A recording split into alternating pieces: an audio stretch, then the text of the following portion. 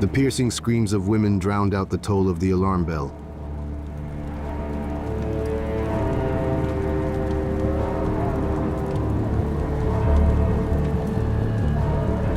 The first blood spattered on the steps of the faceted chamber. This only enraged the rebels further, clearing their path with sharp spears and with poleaxes. And then they stormed into the palace.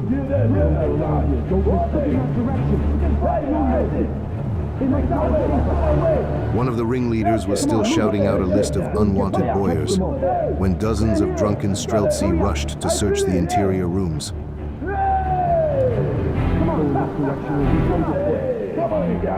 They found many victims in the rooms and took many lives that day. It was a cruel and difficult time for the people they took, and not all of them survived. The Tsarina, Natalia Kirillovna, nearly fell victim to their rage, and only her son's intervention saved her from a blow with a battle axe. Shut up, I said! Sit down! Come on, we're going to crush them. Glory and riches with their own. Stop! Dad! You're going to die! Don't kill the kid! Yeah, the child! Take that! The massacre lasted for 3 days. Before the eyes of the 10-year-old Tsar, the Streltsy tore apart his mother's brothers, as well as her close boyars.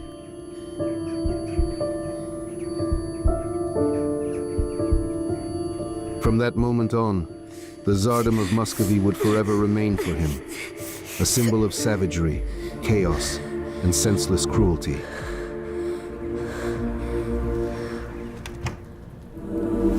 Years would pass and he would turn the life of an entire country upside down, changing the power structure, way of life, habits, and even the outward appearance of his subjects. He would go down in history as Peter the Great, and in place of Old Rus, he would build the Russian Empire. The state that was created by Peter would endure for 2 centuries. During this time, it would experience political upheavals and military triumphs, give birth to a great culture, and expand its territory to occupy 1/6 of the world's landmass. The Russian Empire would become home to more than 100 peoples, gain fame for its scientists and diplomats, musicians, artists, and entrepreneurs. And even during Peter's lifetime, it would join the ranks of the world's leading powers, a force to be reckoned with.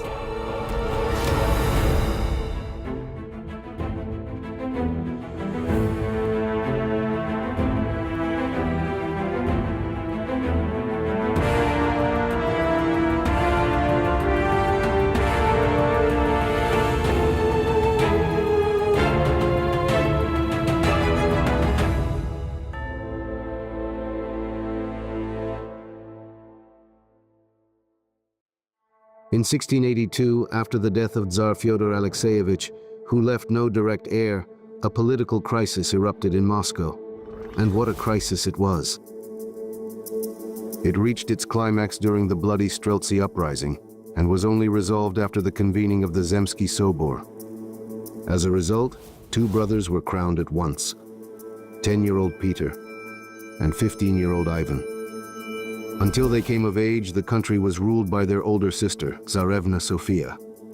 She was a highly educated, intelligent, and power-hungry woman. Peter and his mother, Natalia Kirillovna, moved to the village of Preobrazhenskoye near Moscow. The young Tsar was not known for his diligence, and church books bored him to tears. However, Peter couldn't tear himself away from colorful foreign publications. He hastily flipped through the pages, eagerly peering at images of fairy tale German cities that stoked his imagination. The unfamiliar life beckoned, seeming like an eternal celebration.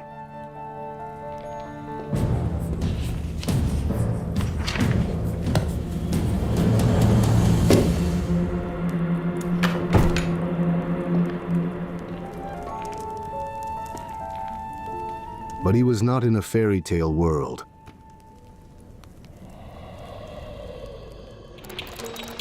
By the early 1680s, the Russian Tsardom occupied a territory of 14.5 million square kilometers, with a population of about 11 million people.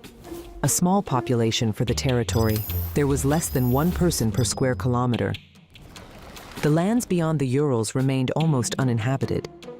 While Moscow had 100,000 inhabitants, all of Siberia had no more than 20,000.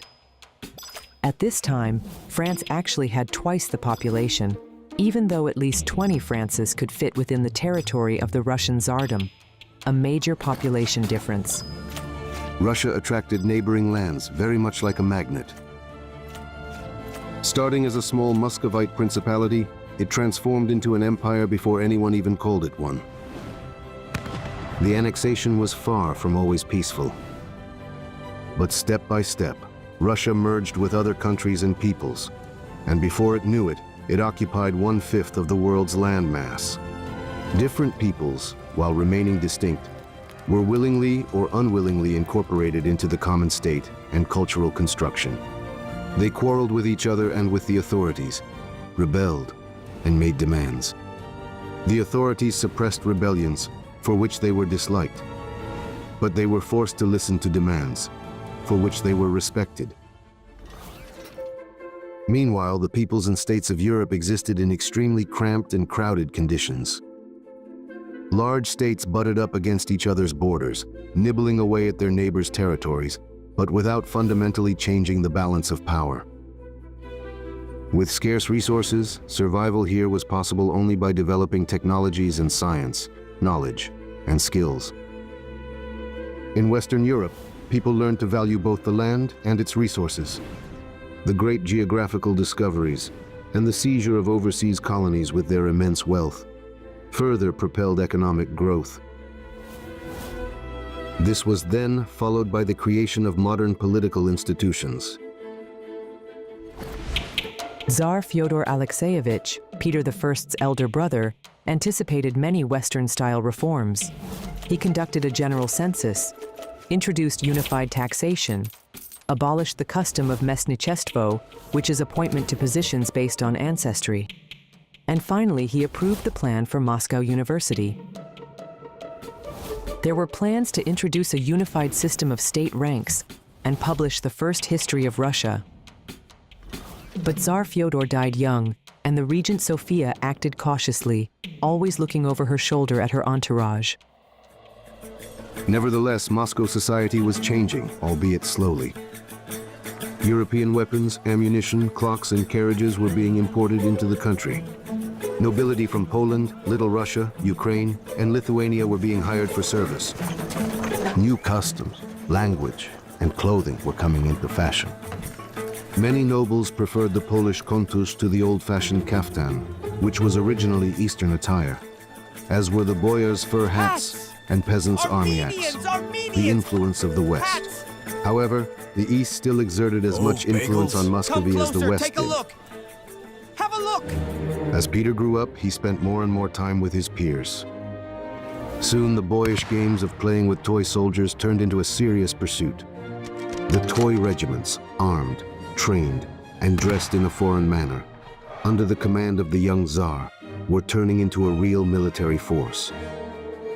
Peter's intense activities seriously frightened Tsarevna Sophia. She clung tightly to power and had no intention of sharing it with anyone.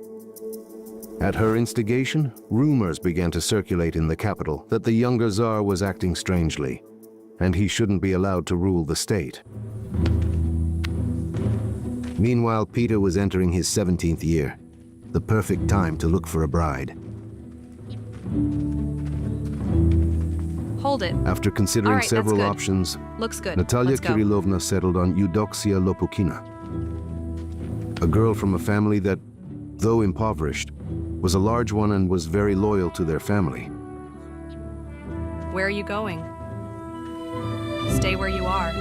The Tsar didn't object. Let everyone see. He is already an adult.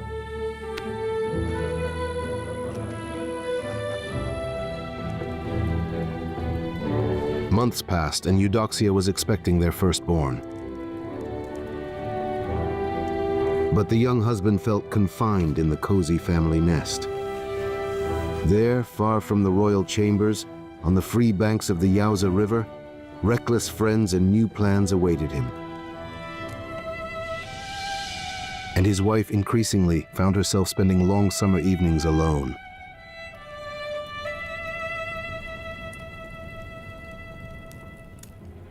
Meanwhile, the capital was shaken by terrible news. Allegedly, Peter had decided to storm the Kremlin with his toy troops, kill his elder sister, along with his brother Ivan, and become the sole ruler. Sophia, who had spread this rumor herself, demanded that the Streltsy stand in her defense, and that Peter be deposed and arrested. The conflict between Sophia and Peter boiled down to a power struggle between two aristocratic clans. Both of the sides were betting on a strong and special alliance with Western powers. Sophia and her entourage were oriented towards both Catholic Poland and Austria. A victory for the Tsarevna would have led to an increase in the influence of the Papal Church. All of this could have sparked extensive religious conflicts in Orthodox Russia, or even a civil war. Peter, on the other hand, would choose Protestant countries as his model, the Netherlands, Germany, and England. His subsequent reforms did little to align with the Orthodox view of the country's future, introducing a spirit of materialism. However, despite the upheavals associated with Peter's vast reforms, Russia avoided religious wars.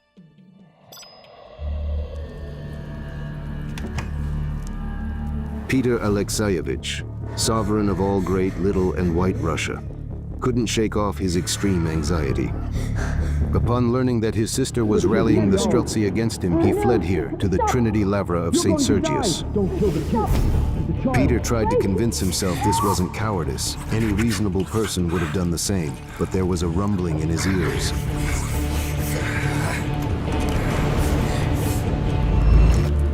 Now much had changed. He was the Tsar. By his order, the entire court and the toy regiments had already moved to the Trinity Lavra of St. Sergius. But would the Moscow regiments obey him? If they chose Sophia's side, then blood would be shed again, as in his childhood. But this time, not of the boyars close to him, but of Peter himself. Fear wouldn't let go, gripping his heart with an icy hand. And then, Colonel Franz Jacob Lefort arrived. He brought good news. Moscow was supporting Peter fully, and the sovereign had nothing to fear. Franz Lefort, a native of the Free City of Geneva, grew up in the family of a successful merchant, but despised his father's occupation and dreamed of a military career. At the age of 18, against his family's wishes, he set off for distant Russia, where he entered military service under Tsar Fyodor Alexeyevich. During the de facto rule of Tsarevna Sophia, he rose to the rank of colonel. In August 1689, when conflict erupted between Sophia and her younger brother, Lefort unequivocally took the side of the legitimate Tsar, Peter. The Moscow regiment siding with Peter proved decisive in the struggle against Sophia. It didn't even come to a direct military confrontation. The Tsarevna was confined to the Novodevichi convent, while the sickly Ivan voluntarily handed over all power to his younger brother, formally remaining his co-ruler. However, young Peter remained indifferent to matters of state governance. So for several more years, the most important decisions were made by his mother, Natalia Kirillovna's inner circle. In February of 1690, Peter and Evdokia had a newborn son. The heir was named after his grandfather, Tsar Alexei Mikhailovich. But Peter's joy at this news was short-lived. Having completely lost interest in his wife, he spent more and more time with his new friend Franz Lefort. It was at Lefort's invitation that Peter, upon returning to Moscow, ventured into the German quarter, where no Russian ruler had ever set foot before. The German quarter, or Kukui, was a district for immigrants from Germany, England, and Holland, located outside Moscow proper. In Russia, foreigners were viewed with suspicion. They were called Germans, meaning mute, those who couldn't speak Russian. Alongside experienced officers and craftsmen, one could find misfits and adventurers here. In Moscow, the quarter was considered a den of heresy and debauchery due to its abundance of distilleries and raucous celebrations. The amiable Franz rushed down the stairs to greet me. No bowing or, heaven forbid, prostrating oneself on the ground. He simply said, Oh, Peter, "Oh, Peter, I'm how so happy I am. I can't believe my eyes. I cannot believe You're my guest." eyes. You are my guest." And you could tell he wasn't lying. The French caftan mercilessly chafed under his arms. His head itched terribly beneath the wig, but Peter was happy. Everything here was unfamiliar, unusual, noisy, and very merry. More intoxicating than the wine was the proximity of women in low-cut dresses with towering hairstyles. Lefort whispered in his ear, "Introducing Miss Anna Mons." Peter froze. Before him stood the beautiful maiden from his childhood dreams. According to Russian tradition, interaction between men and women outside the family was severely restricted. At feasts, except for weddings, women did not sit at the common table. In peasant families, men ate first, then women. In wealthy homes, there were separate meals in different parts of the house, male and female quarters. The customs of the German quarter, where both sexes interacted as equals, not only shocked Moscow's residents, but also seemed provocative and immoral to them. Anna Mons captivated Peter with her free-spirited manner and cheerful disposition, uncommon for Russian girls. She was the youngest daughter of Johann Georg Mons, a native of Westphalia who had moved to Moscow in the mid-17th century, and, as a master goldsmith, he had amassed a considerable fortune here. Many contemporaries noted Anna Mons's exceptional beauty, though detractors claimed that they were not truthful and simply attempting to flatter the Tsar. In any case, no portraits of her have survived. The Tsar became a frequent visitor to the German quarter. And here, amidst dances and fireworks, the first plans for future reforms were born. Peter understood. Russia desperately needed knowledge, skills, and technology, things that it was sadly short on. After the death of his brother Ivan and mother Natalia Kirillovna, he became the sole ruler and now intended to transform the entire nation. But where to start? Lefort suggested that Peter should see how European countries usually lived. Thus, the idea of the Grand Embassy was born. The official purpose of the Grand Embassy was to find allies for the war against the Turks. The unofficial goal was to become acquainted with European culture and technologies. The embassy was led by Franz Lefort, Fyodor Golovin, and Duma clerk Prokofy Voznitsin as well. The Tsar himself embarked on the journey incognito, under the name of Foreman Pyotr Mikhailov.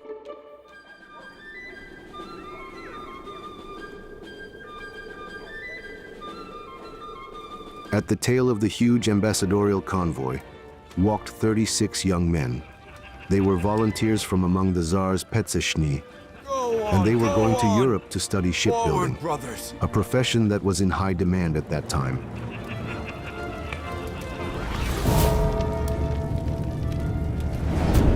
And in one of them, as long as a Pole, the Muscovites, not believing their eyes, suddenly recognized the Tsar himself. A foolish man jumped out of somewhere, shouting in a loud voice, "The sovereign has gone to the Germans. Repent, brethren, for the end times have come."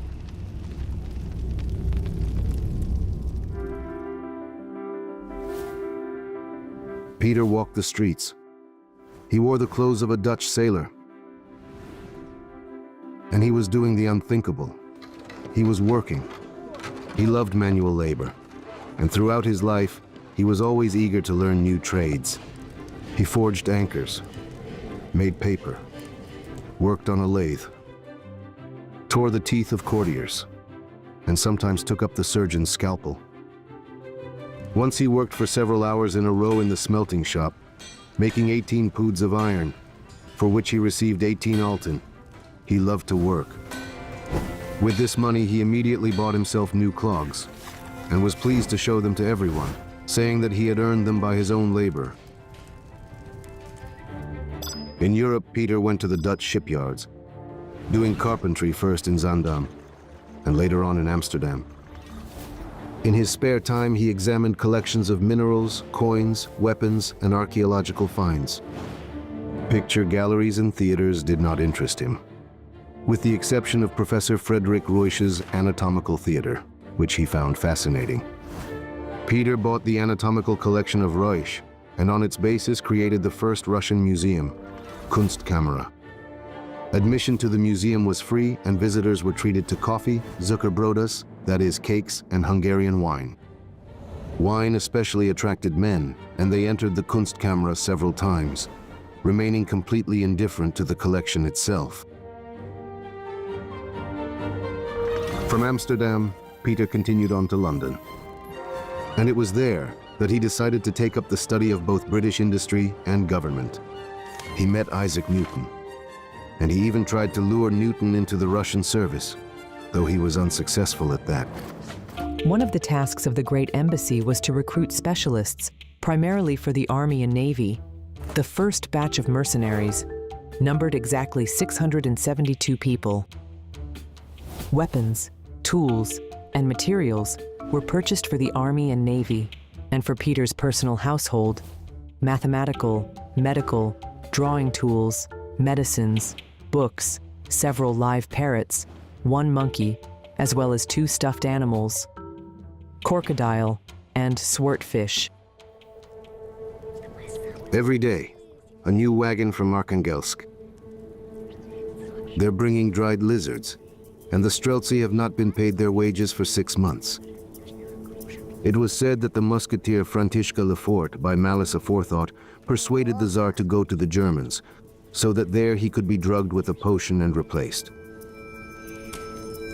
And now they say, Tsar Peter sits in prison. Instead of him will soon appear in Moscow a German blackmonger, or even the Antichrist himself.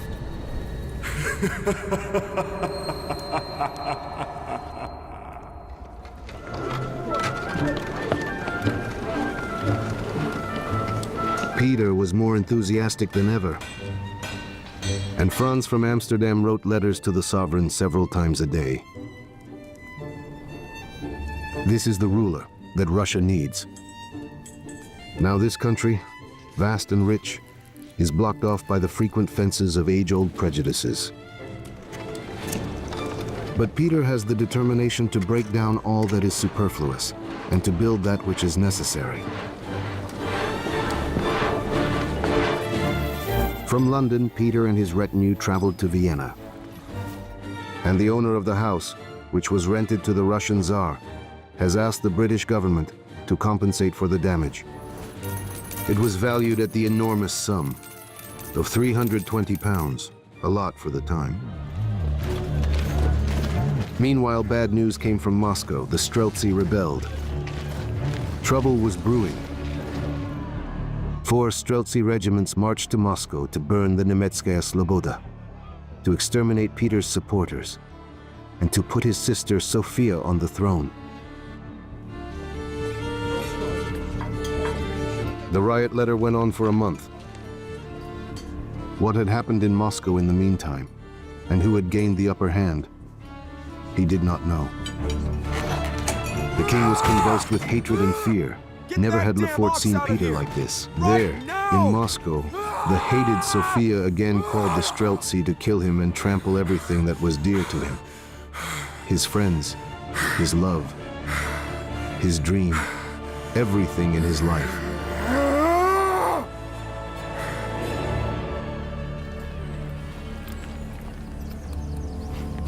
They rushed home day and night, stopping only for lunch and for a change of horses. It was frightening to look at the king. He had not slept for 4 days. Lefort didn't understand how he wasn't falling. Peter accepted the mail from the messenger with shaking hands. From Moscow, they reported the uprising was suppressed. That was the end of it. 100 people executed.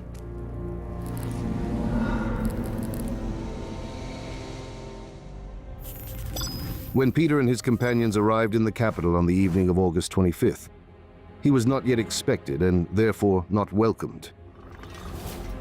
Without stopping at home, he went to the German quarter to see Anna Mons. No one recognized the Tsar. People on the streets recoiled in fear, and no wonder. The Peter who used to set off fireworks and dance with the beautiful Anshin was gone and would never return.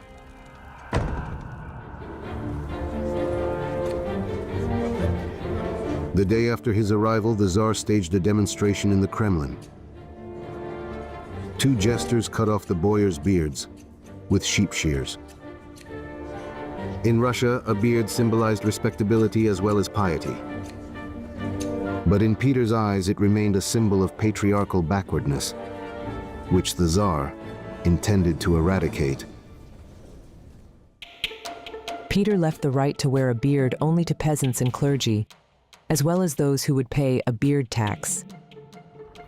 Rich merchants 100 rubles a year, service class and middle class merchants 60, and as for others, 30 rubles.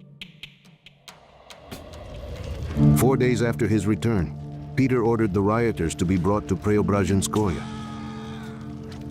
There were 14 torture chambers there, and they operated around the clock. The Tsar was personally present during the interrogations. He spent his nights at feasts in the German quarter at Lefort's house. He behaved like a man possessed, and even those close to him feared him.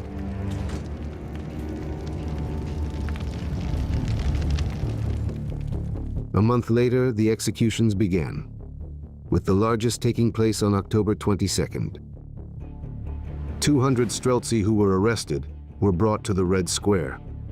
Wives and children ran crying behind the carts. Execution blocks and gallows stood near the Kremlin wall.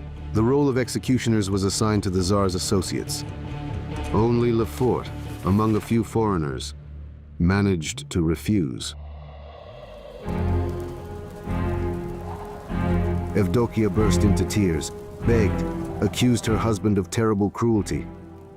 Only the worst of monsters could actually leave such a young son without a mother. Then she went to seek the patriarch's intercession, and thereby angered Peter even more. His anger was terrible to behold indeed.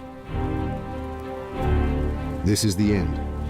Alexei will be sent to Preobrazhenskoye. He will be put into the care of the Tsar's sister Natalia. Mommy! And now, No! the heir to the throne watched silently as the guards took his mother away to the monastery, to eternal confinement. And in his soul grew a helpless rage against his father.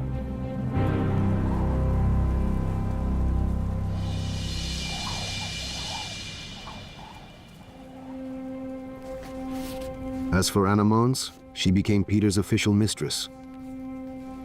The people nicknamed her the Queen of Kukui.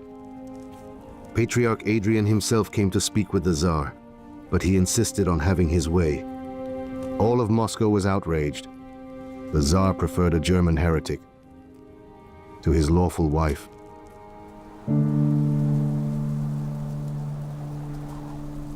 In the terrible winter of 1699, frozen corpses of Streltsy hung all over Moscow, and the corpses were forbidden to be removed. Flocks of crows circled over the city.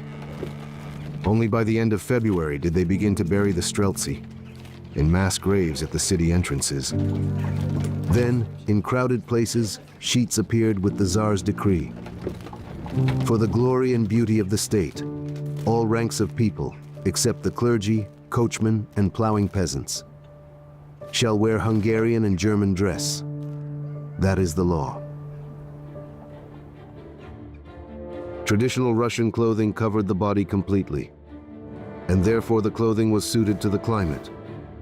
European clothing, on the other hand, emphasized the figure and restricted movement, and therefore it was very uncomfortable for Russians. It was tight, cold, and embarrassing. But after Peter's decrees, anyone who dared to appear in public in old Russian clothing was forced to kneel, after which their long hems and long sleeves were cut off completely. Peter demanded a complete change, not only in clothing, but in the entire way of life. believing that this would transform the Russian person into a European. European dress was revealing and tight, and hair was styled in elaborate coiffures. However, despite the extreme discomfort of corset dresses, Russian ladies embraced them willingly. But not everyone was willing to give up the traditional kika headdress to avoid looking bareheaded. And only later, with the greatest difficulty, did they actually replace it with a fontange made of starched lace.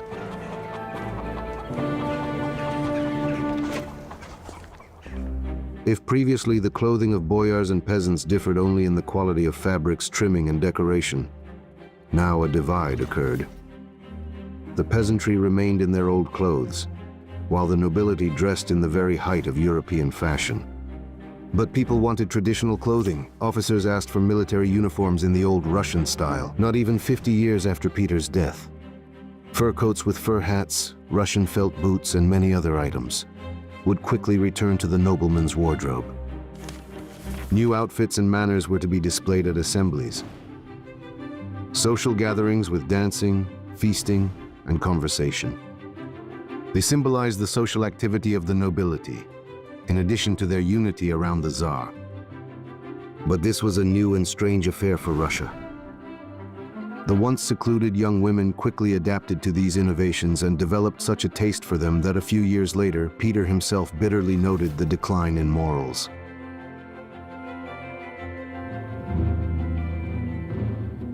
An improper girl laughs and talks with everyone, runs through the streets with her bosom exposed, sits with other young men, pushes with her elbows, doesn't sit still, but sings lewd songs, makes merry, and gets drunk. It led to lewd behavior. This, Peter thought, was extremely shameful behavior, and he wanted to stop it right away. At these assemblies, where tobacco smoke hung thick in the air, people drank wine, beer, and coffee. Coffee had only recently come into fashion even in Europe. In Russia, it was completely unknown, and people would spit it out due to its bitterness. Beer had been brewed in Russia before, but there was a lack of skill and experience. The same was true for cheese. Sausages were made by stuffing washed intestines with buckwheat. Peter, who was very fond of Dutch cuisine, very enthusiastically introduced it in Russia. Sausages and spiced meatlings, salted herring, and cakes that were called inside-out pies. Previously, Russians had managed well with turnips, but Peter ordered the cultivation of potatoes. At first, few people knew that they should eat the tubers, and many were poisoned by the toxic berries. Ladies used potato flowers as decoration, sometimes in their hair. The sunflower, brought by Peter, was also initially grown as an ornamental plant. Oil from the seeds wasn't produced until 100 years later. Many in Moscow were dissatisfied with the new ways and wanted change. Come on, but they were seriously? afraid Has to that ever speak happened openly before? about it. But when Peter Alexeyevich began traveling to the city of Voronezh, where he was tirelessly building a navy, tongues began to loosen. They blamed all their troubles on the German Lefort, a drunkard and Did you see libertine that? who How had is that led the even What even is sovereign that? astray, they Was that claimed. Peter himself? A rumor spread that Lefort had fallen ill with fever and would not show his face outside his house. And many boyars openly rejoiced, saying they wished Lefort would die soon, so their great sufferings would end. Peter disregarded the opinions of the boyars, and he even ignored the Boyar Duma. Instead, the Privy Chancellery, which was composed of the Tsar's main associates, began to function. It became the very first step towards the creation of the governing Senate, the same Senate that would begin its work in 1711. The Senate oversaw diplomacy, justice, trade, state revenues and expenditures, and other matters. Decisions were made collectively at general meetings, and minutes were consistently kept and supported by the signatures of all participants. Thus, the Tsar delegated some of his powers to the Senate, while simultaneously placing personal responsibility on each and every one of its members. The Senate's work was overseen by the Procurator General, who reported directly to the sovereign. He was called the Eye of the Sovereign. Instead of the system of prikazi, or departments, Peter introduced collegia based on the Swedish model. The spheres of activity for each collegium were strictly delineated. The collegia also introduced a consultative, or collegial, system of management. Catherine the Great would later reform the work of the collegia, increasing their number to 12, and in 1802, Emperor Alexander I would replace them with the first ministries, thereby establishing the fundamental principles of their operation. These fundamental principles essentially remain in place to this day. Peter ordered the boyars to send their sons abroad to study both military and naval affairs, subjects of interest to him. In Russia, education was primarily focused on humanities, but the Tsar needed many engineers and technicians. Just 2 years later, a school of mathematical and navigational sciences would open in Moscow. Later came artillery, medical, engineering, and mining schools, as well as a naval academy. Free arithmetic schools for children were established in the provinces. In the year 1724, the very first Russian Academy of Sciences was opened. By the year 1917, Russia had 11 universities, 113 other institutions of higher education, and 123,745 primary schools.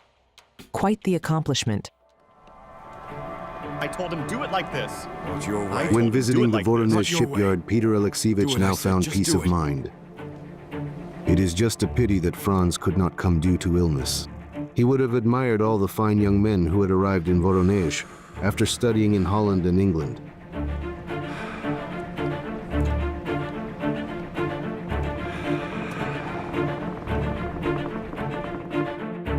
They left as simple, ignorant youths, but then they returned as exemplary young men who are worthy of emulation. They wore new clothes as if born in them, spoke several languages fluently, drew blueprints, and they even mastered sciences and machinery. Gradually, the seemingly petrified mass of Russian life, as Peter saw it, this great mass began to shift. But how much more there was to do, to correct, to change. It was endless. Forced Europeanization affected all social classes except the most numerous of the social classes, the peasants. The peasant, just like 200 years ago, relied solely on his own labor to grow the exact same crop during the extremely short northern summer as on the southern black earth.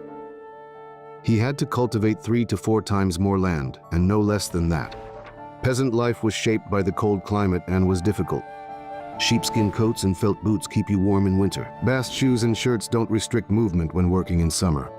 Houses were built from the most readily available material, wood, and insulated as best they could. Small windows and low doors. Peter realized that it was impossible to turn a Russian peasant into a Dutch one. Nevertheless, he regulated peasant life as well.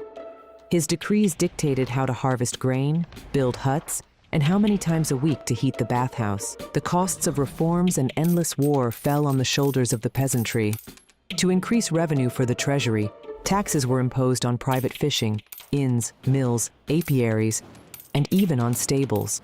From every 100 households, 1 recruit was taken, a soldier, and the taxation system changed. Previously, tax was collected per household, but peasants started enclosing multiple farms with a single fence. In response to this, the state introduced a brand new poll tax of 74 kopecks per year, a tax for each male resident. A messenger brought an urgent dispatch.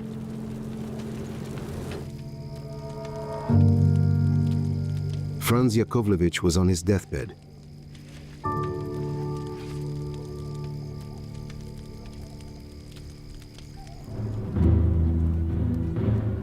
Life was as bright as fireworks, Oh, glad but you every came, celebration must come to an end. What is there to guys. Keep regret? up the good work. The son of a simple Lovely. Geneva merchant, Oh, look who's managed here. to become Well an done. advisor and loyal friend to the ruler of the world's largest up. country. Oh, His nice. mission was accomplished. Let's have a drink. Peter will carry on from here. Oh, Hungarian? And he, Lefort, who gave Peter his word to serve until toast. the end of his life, To the clinking kept of his glasses. promise. Because Let's raise Franz our Lefort's glasses. word is as good as gold. Lefort ordered musicians to be brought in, tables to be Music. set, and cups to be filled. Send away the Violins. doctors now, and call for friends. and feast. Ah, what a pity that Peter isn't here. He would have appreciated Franz Lefort's last celebration.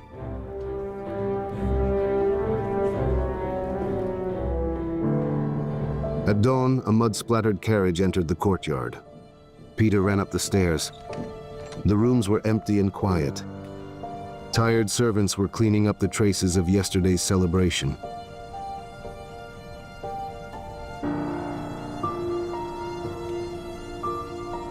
And he realized that now he was alone. Those around him were loyal servants, but his friend was gone.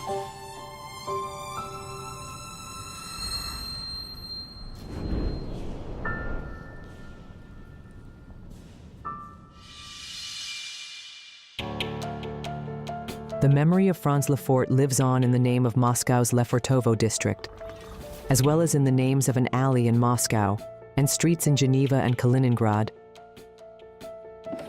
His Moscow house, later rebuilt and known as the Lefortovo Palace, is recognized as a cultural heritage site.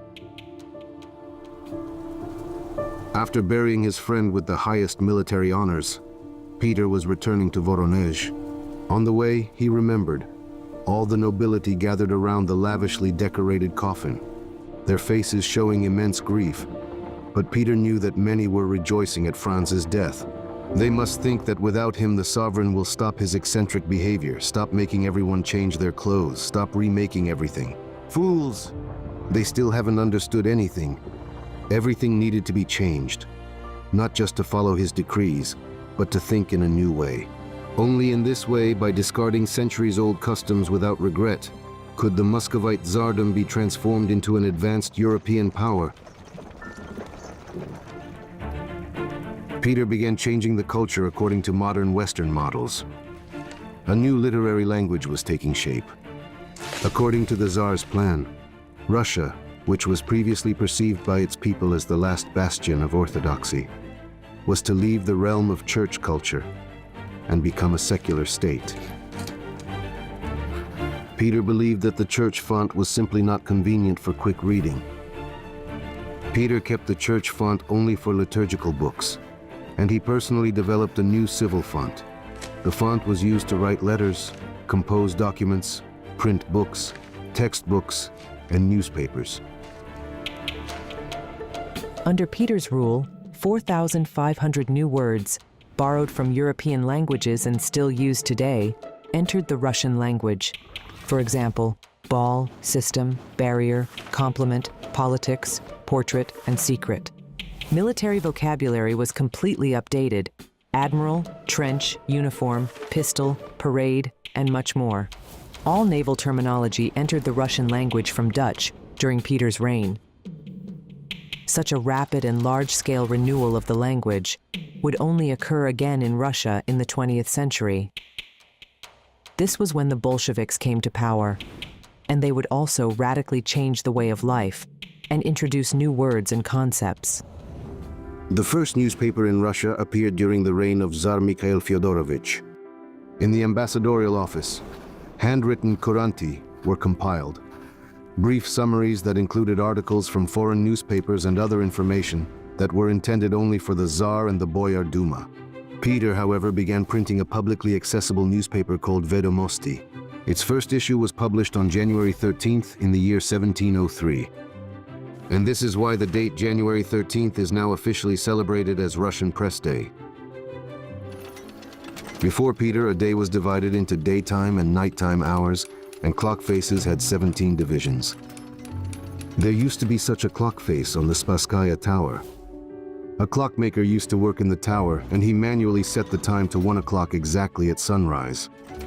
The bell would notify all of the townspeople that a new day had begun, and it would strike every hour. Then at sunset, the clockmaker would switch the clock to nighttime mode. As a result, on the longest day of the year, there were 17 daytime and 7 nighttime hours. Therefore, there were 17 divisions on the clock face. In total, a single day consisted of exactly 24 hours. But every day, the clock hands needed to be adjusted in order to start the time count from sunrise. It was under Peter that clocks got the familiar 12 divisions we know today. New clock faces were installed on the Spasskaya and Troitskaya towers of the Kremlin and on the bell tower of the Church of the Archangel Gabriel. In Russia, before Peter, the annual time cycle was measured not by the Julian calendar, as sometimes thought, but by the Byzantine calendar. This calendar was also called the Great Indiction. The chronology was counted from the creation of the world, and the new year began on September 1st. Days and months were counted from both Orthodox holidays and fasts. Peter introduced two innovations to the Byzantine calendar. The chronology was now counted from the birth of Christ. Furthermore, the new year began on January 1st. In 1917, after the February Revolution, the Gregorian calendar was introduced in Russia. The difference between the calendars was 13 days. And this is why Christmas in the Orthodox Church is now celebrated on January 7th, after New Year's Day instead of before it. Decrees were posted all over Moscow to universally recognize the new year, the 1700th from the birth of Christ, starting from the 1st of January. To celebrate the new year, make decorations from fir trees, entertain children, and go sledding down hills. And adults should be sure to refrain from drunkenness and brawling, because there are enough other days for that. Previously, the new year was celebrated with a festive prayer service and a religious procession. Peter ordered that after the prayer service, there should be mass celebrations throughout the festive week, from January 1st to 7, along with the firing of cannons and rifles, bonfires at night for illumination, and homes decorated with both pine and juniper branches and filled with joy. The New Year's celebration we know today with Christmas trees and firecrackers was established by Peter the Great, as was the tradition of secular holidays. At first, decorations made from fir branches didn't catch on. It wasn't until the second quarter of the 19th century that the custom of decorating a Christmas tree became established, which under Soviet rule was again called a New Year's tree, as in Peter's time.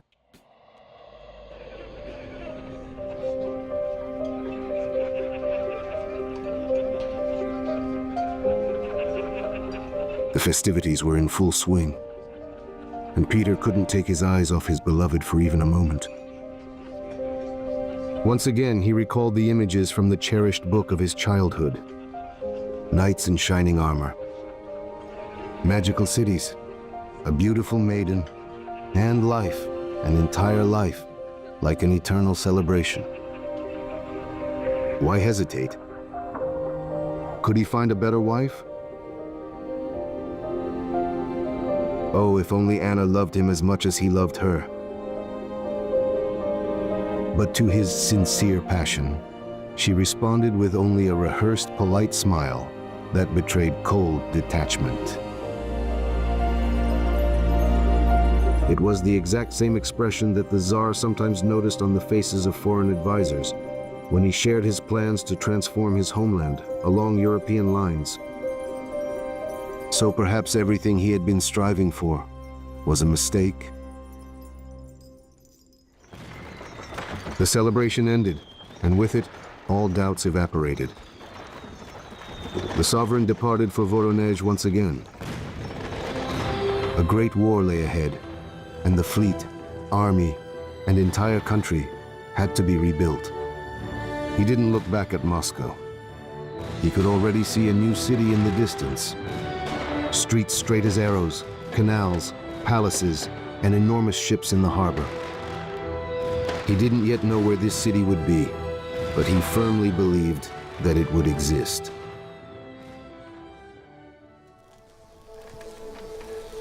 Since Peter became the absolute ruler of the realm, the Tsar was rarely ever seen in Moscow. He conducted maneuvers with his toy regiments, built wooden fortresses, and then captured them himself. Meanwhile, a whole heap of decrees had already piled up. Finally, the door burst open with a bang. Into the chamber burst the disheveled and grimy sovereign of all Russia.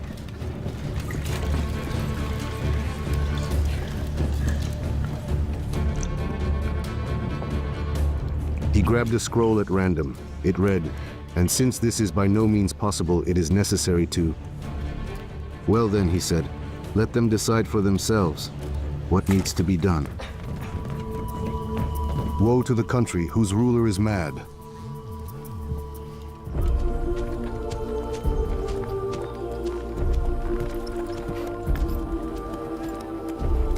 What will become of the Russian Tsardom if the sovereign behaves like a child and, as if possessed, plays with toy soldiers?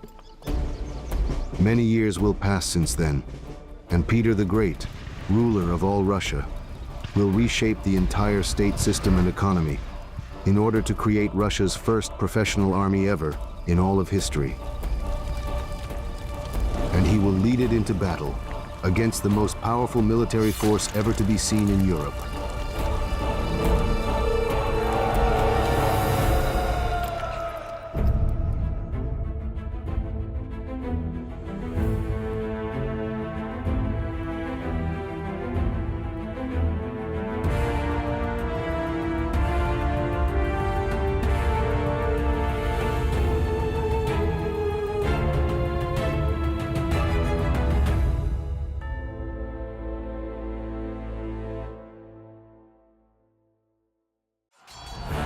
Throughout history, the army has always remained the main guarantor of the country's security. The troops defended the borders. The troops suppressed rebellions and riots. The throne was supported by an army loyal to the Tsar, and the empire relied on the army. The Russian army was very large, but it was also diverse in its composition. It was primarily composed of noble cavalry, streltsy infantry, and soldier regiments of the foreign formation. A nobleman, in exchange for military service, received a land grant, an estate, from the Tsar, and used its income to acquire horses, weapons, and equipment. At the first call, the noble cavalry would arrive at assembly points for military reviews or set out on campaigns. The backbone of the Russian infantry was formed by the streltsy.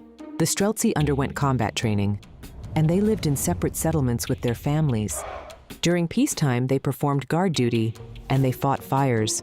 Many ran shops, engaged in trade, or pursued other private businesses. In addition, a separate part was formed by the so-called regiments of foreign formation. Initially, they were based on foreign officers and soldiers, and they served as the Tsar's personal guard. According to an old tradition, each Russian Tsarevich had a set of weapons and armor, as well as his own army that was recruited from boys of the same age, and it was called Poteshnoi, the toy regiment. But Peter Alexeyevich needed everything to be real, including uniforms, weapons, provisions, and even cannons, along with cannonballs and gunpowder, artillery masters, and experienced officers. By the year 1686, the young Tsar had at his disposal an extremely well-trained force, and this force was in no way at all inferior to a real army. It was the troops of the foreign formation that the young Tsar Peter took as a model for his army. He formed exactly 2 regiments from his toy troops, the Preobrazhensky and Semyonovsky.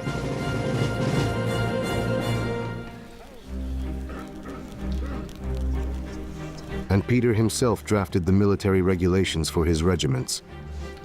Foreign teachers taught him both the German and Dutch languages, since all important military books were not written in Russian but in those languages, geometry, astronomy, as well as fortification. And his toy soldiers? They studied the same subjects.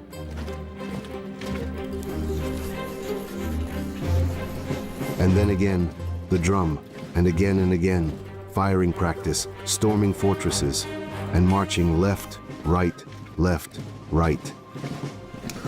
In just 10 short years, the former boys from the toy regiments would become the most combat-ready and professional military force in the whole of Russia.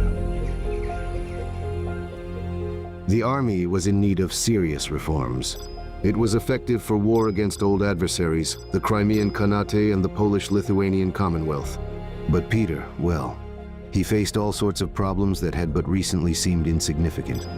From Arkhangelsk to the Volga, foreign trading companies completely dominated Russia. The English, Dutch, Swedes, and Danes bought Russian goods for a mere pittance, exporting them to Europe on huge ships. The English Parliament held numerous hearings in an attempt to determine whether or not to turn the lands along the Volga into a British colony. At the court of Polish kings, it was discussed that Russia should become for Poland what the American colonies were for England, with many arguing in favor. Russia did not have a fleet, nor did it even have access to the seas. The Swedes, who had built fortresses all along the coast, blocked access to the Baltic, while from the south, Turkish bastions pressed against Moscow, blocking traders' access to the Black Sea. The Russian state, despite its vast expanses, could have turned from a great empire into a colony like those in Africa within just a few years. Peter made a decision. He would break through to the seas, no matter what the cost would be, to build ports and ships there, in order to create a navy. And the Tsar's main goal? It was to gain access to the Baltic. This meant war with the strongest army in all of Europe at that time. The forces of the Swedish king known as Charles XII. The Swedish king was just 15 years old. In Europe, they scoffed and thought he was incapable of anything. Behind his back, Charles was called a boy who was in over his head trying to fill his father's shoes. Peter formed a military alliance with both Poland and Denmark, and then he set about strengthening his army. He recruited soldiers and foreign officers. Sparing no expense, he purchased rifles, cannons, and ammunition. And finally, he made up his mind. To mark the beginning of the military campaign, they held a celebration. Peter couldn't take his eyes off Anna Mons. His beloved was more beautiful than she had ever been before. Toasts followed one after another. To His Majesty, to each general individually, to the artillery and infantry, and to the allies. The Tsar's orderly, Alexashka Menshikov, appeared clanking with tin buckets on his feet. He was imitating Charles in his boots. He climbed onto the table, and the guests, breathless with laughter, threw at him whatever they could get their hands on.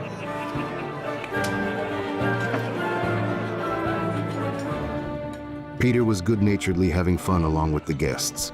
He did not yet know at the time that young Charles of Sweden had swiftly and easily knocked both the Polish and Danish kings out of the war completely, but he soon learned. Russia was left without any allies at all.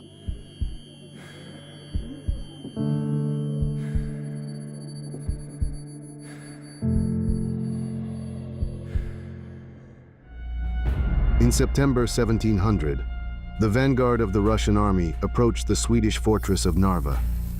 Meanwhile, intelligence reported to Peter. King Charles was already on his way with reinforcements. The Tsar hurriedly left for Novgorod in order to quickly organize the transfer of lagging troops and artillery. By all calculations, there was only a week left until the imminent arrival of the enemy army. The soldiers who were besieging Narva were all impatiently waiting for the real action to finally begin, the big battle. And until the Tsar, Peter, would finally arrive with both reserves and cannons, they could pass the time with a mock battle.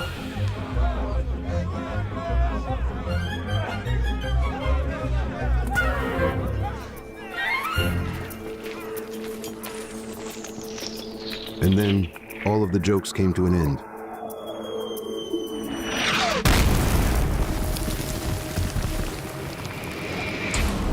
The calculations on which the sovereign relied turned out to be wrong. Charles of Sweden appeared at the walls of Narva earlier than expected and unleashed the full might of his army on the Russian regiments. Captain Mikhailo Golitsyn realized, this is the end. Close ranks!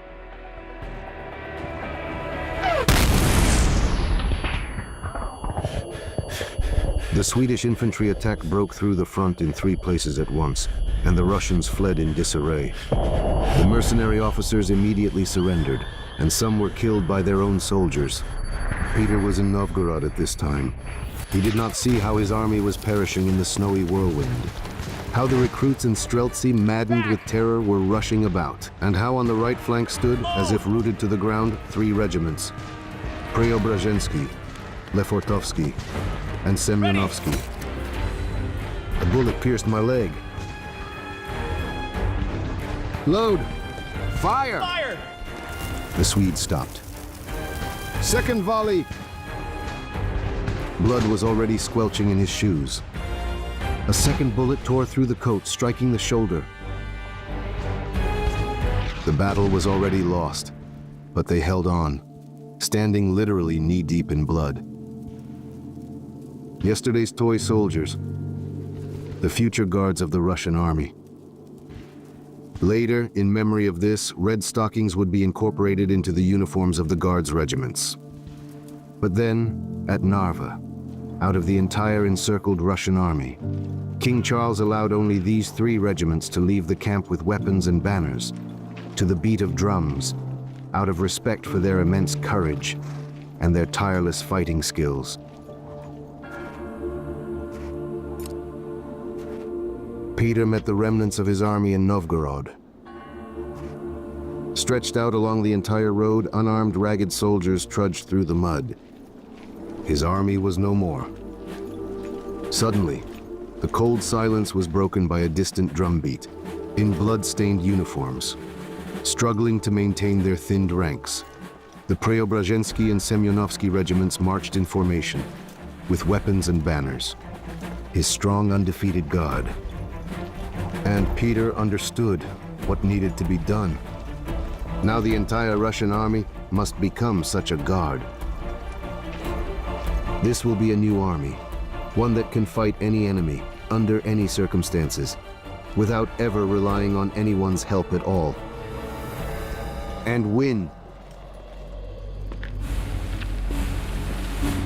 The events at Narva showed that the Russian army lacked not only experience and training, but also discipline.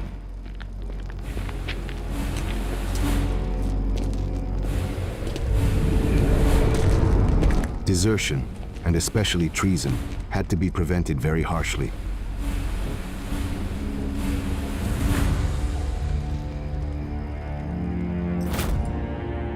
Peter was especially wrathful and ruthless towards officers who dared to defect.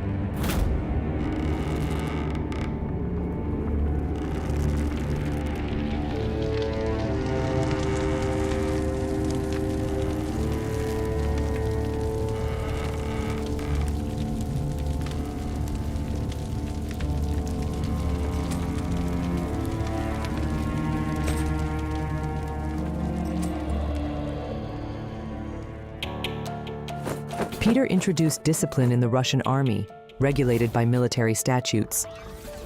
Violations were subject to a system of punishments, ranging from arrest and flogging with rods to the death penalty for treason. For theft, a shameful brand was burned onto the face. Cowardice and desertion were punishable by hanging. For blasphemy against the sovereign and commanders, as well as looting, the punishment was beheading or quartering. The final version of the charter was published in the year 1716. Later, even when deciding criminal cases, it was often Peter the Great's military charter that was referred to. By the time of Peter's reign, military affairs in Europe had changed significantly. Infantry, cavalry, and artillery operated in battle as a single mechanism. Commanders were required to know tactics, topography, and mathematics, and soldiers were required to display discipline and military skills which were achieved through training and education. Russia needed an army that was not just large, but one that was regular and professional, and capable of defending the country at any given moment. Peter began its creation using the experience of the foreign formation regiments and former toy regiments. He announced the recruitment of volunteers for military service with pay, and he also regularized conscription, drafting serfs, one recruit from every few dozen households. To prevent conscripts from running away, they were immediately shackled. A recruit mark was tattooed on the left arm, a gunpowder cross. If a recruit ran away, he couldn't return home, and the peasants of his community had to provide a new person. The age of conscripts ranged from 20 to 35 years. Military service was declared lifelong, and relatives mourned conscripts as if they were dead. Thus, 29 infantry, as well as 2 dragoon cavalry regiments, were formed, making an overall total of 32,000 men. Passing by the parade ground, Peter Alexeyevich stopped. Major of the Guard Mikhail Golitsyn, sparing no effort, was struggling with the newly recruited soldiers. It was painful to watch. March! The village boys didn't know how to march in formation. I said left. In addition, Left! no one knew how to handle equipment and weapons, and they were terrified of the officer. Left! Move! Golitsyn's I said voice left. was hoarse from giving commands, but it was all in vain. Left! The recruits Keep the didn't understand a formation. variety of concepts, including march right and march left. Hay on the left, straw on the right.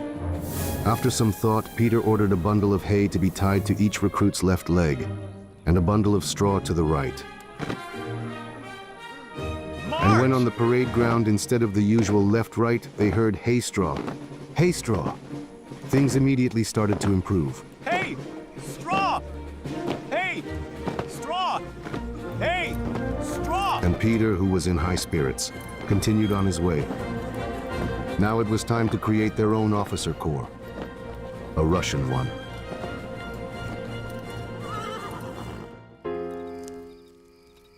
Peter sent letters to all of the governors of all nobles. to compile a list of Sons nobles fit and for their service. children. From these, the Tsar chose those fit for service and personally assigned them to regiments.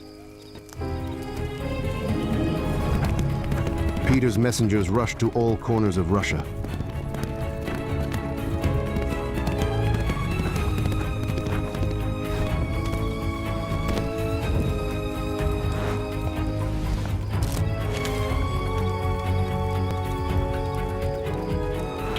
In 88 cities, the authorities deemed a whopping 11,147 landowners fit for service.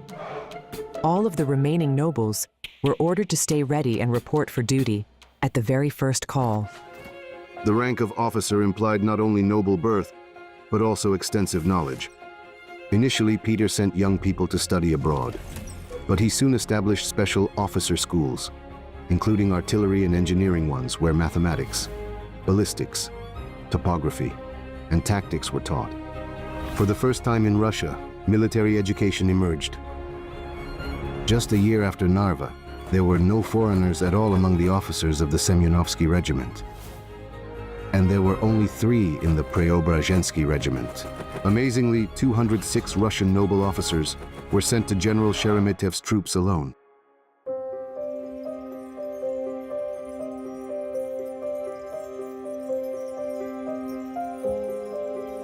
Whenever he could spare even an hour, Peter would come to the German quarter, to his Anushka, in the large, beautiful house he had given her. Home comfort, delicious food, and the radiant eyes of his beloved. What else does a tired soldier need? Peter loved for Anna to greet him in the old Russian tradition, with a shot of vodka, a small pie, and a kiss. He also loved boisterous feasts, rowdy behavior, crude jokes, drunken soldiers. But she longed for beauty, tenderness, flowers. Well, if it's flowers she wants, flowers it is. Danilich, quick!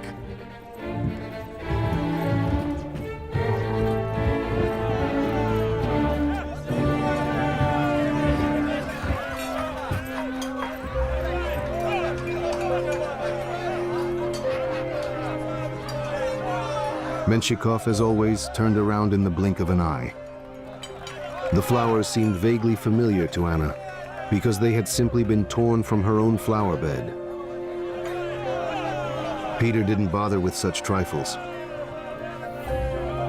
He was engrossed in the new armament for the infantry, and everything else could wait.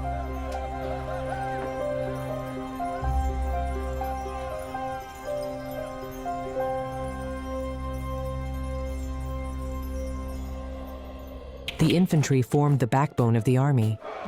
The infantry formation was protected from cavalry attacks by pikemen with long pikes pointed at the enemy.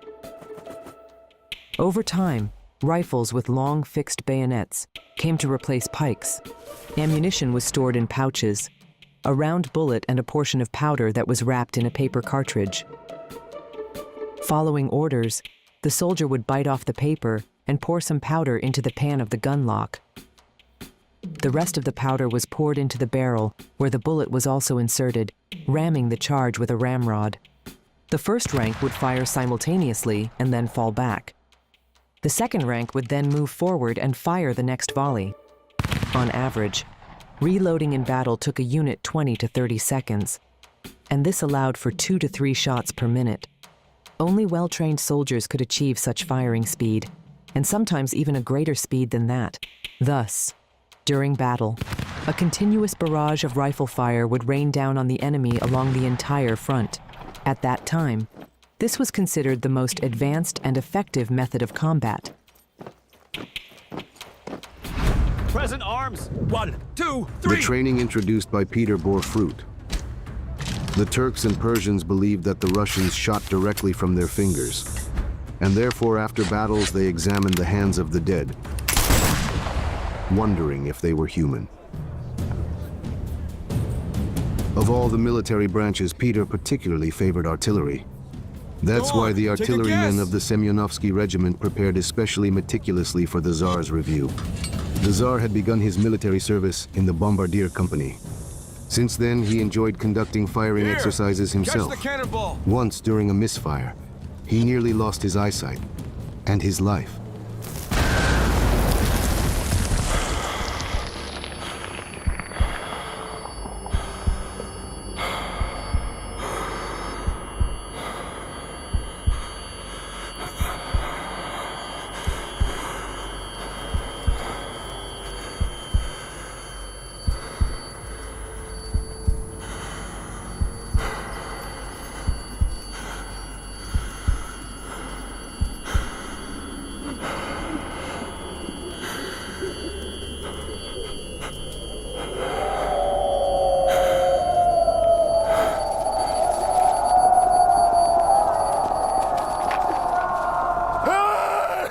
But this didn't dampen his enthusiasm for artillery.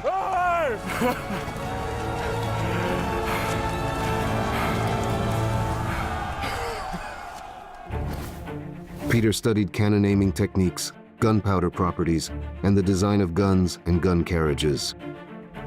In the year 1697, after completing an artillery course in Königsberg, he received a certificate stating that Peter may be recognized everywhere as a very competent, careful, skillful, and fearless firearms master and artisan.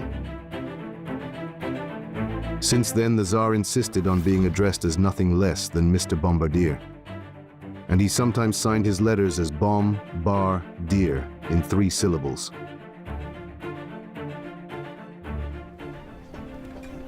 Upon returning to Moscow, Peter went straight to Anushka's place.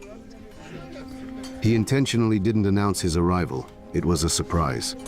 A voice was heard behind the door, male and unfamiliar.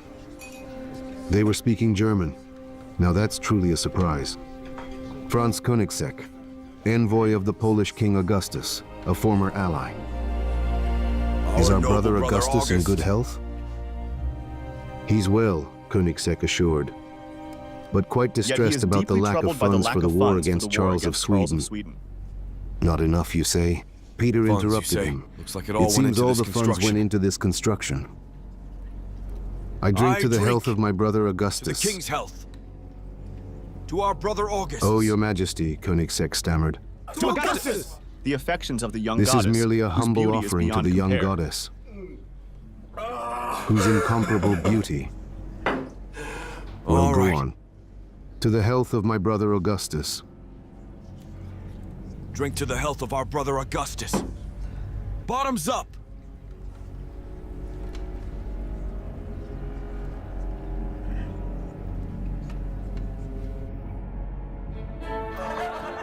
Look how he is drunk. Come on, Koenigsegg guys! didn't last even an hour. Come here, big boy. Watch out, gentlemen.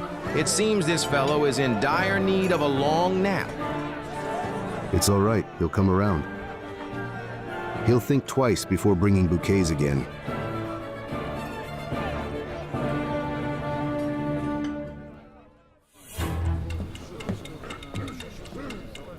Two long years had passed since the defeat at Narva. But Peter's determination to reclaim access to the Baltic from the Swedes only grew stronger.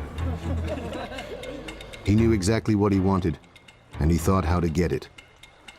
Before marching on Narva, it was decided to capture the fortress of Noteburg.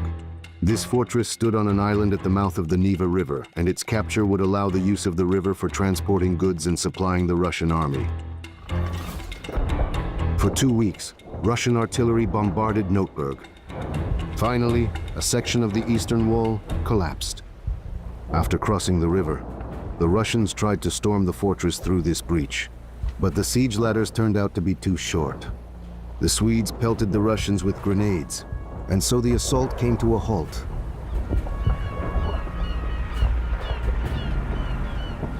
Standing on the cape near the silent battery, Peter watched the chaotic melee at the walls. "Well," he said, "it is time for the guards." Lieutenant Colonel Mikhailo Golitsyn, having received the order, rushed to the shore. His Semyonovsky men, bending their oars, flew in boats towards the fortress, to certain death. Upon landing, Golitsyn led his men, running into the assault. The soldiers stubbornly climbed the walls under a barrage of grape-shot grenades and stones, but did not advance even an inch. In the 6th hour of the battle, Peter could not bear it anymore and sent an order. "Do not waste lives, retreat." The messenger brought Golitsyn's reply. "Now I belong not to you, sire, but to God alone." Peter managed to see how stubborn Mishka was, pushing boats into the river, so that no one would be tempted by the opportunity to retreat. It was the madness of the brave, outright suicide. But Menshikov caught Golitsyn's boats, put his reserve on them, and without waiting for orders, went to the rescue. After 12 hours of assault, Noteburg finally raised the white flag. This ancient Russian fortress on Orakovi Island was called Oreshek, before it was captured by the Swedes. Peter ordered it to be named Schlisselburg, the key city. This victory was indeed crucial, and it allowed them, a few months later, to capture the fortress of Nyenschans, 50 kilometers from Schlisselburg, where the new capital of the Russian Empire, the city of St. Petersburg, was founded.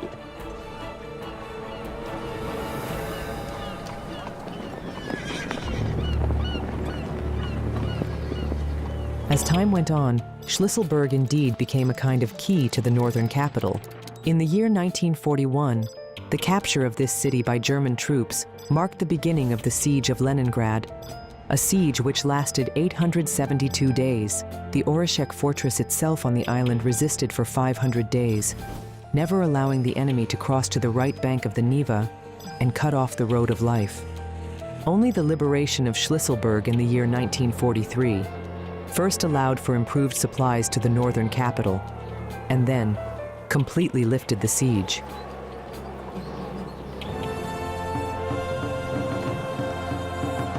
Mikhailo Golitsyn survived by a miracle. And as soon as he recovered from his wounds, Peter promoted him to colonel. All surviving Semyonovsky Regiment soldiers were generously rewarded, and now they greeted the Tsar with a drumbeat, standing under their regimental banner. By Peter's decree, each and every military unit had a banner.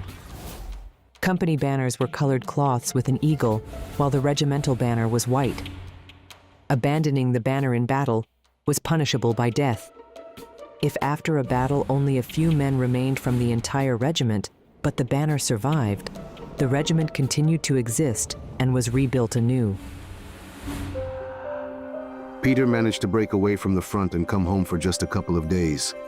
The first thing he did was visit his Anushka. He had missed her terribly. He sent away his entourage. He wanted to finally be alone with his beloved without all that crowd of loyal drunks and troublemakers. But it seemed no one was expecting him here. So that's how it is. While his loyal drunks and troublemakers were standing by him to the death, the woman he loved and trusted most had betrayed him. Simply and casually. And now he had to learn to live with this.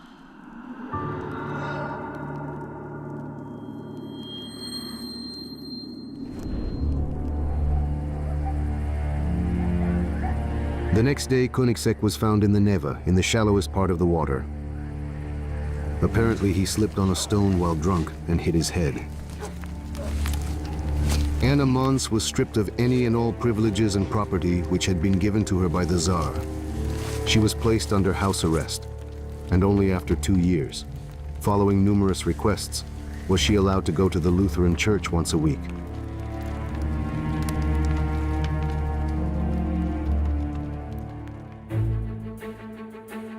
Almost 4 years had passed since the disaster at Narva.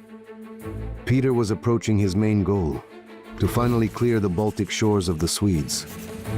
The fortress of Narva, where it all began, remained one of the enemy's last strongholds.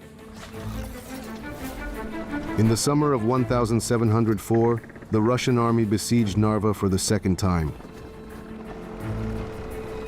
Astoundingly, the Russian forces outnumbered the garrison by almost 10 to 1. Narva's fortifications were virtually impregnable. Moreover, there was a rumor that General Schlippenbach's 7,000-strong corps was coming to aid the fortress. And then Peter had an idea.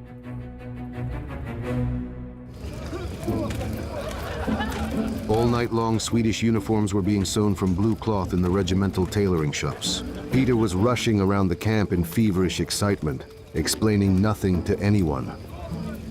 The soldiers were ordered to replace their live ammunition with blanks, put on blue uniforms, and move to the nearest grove.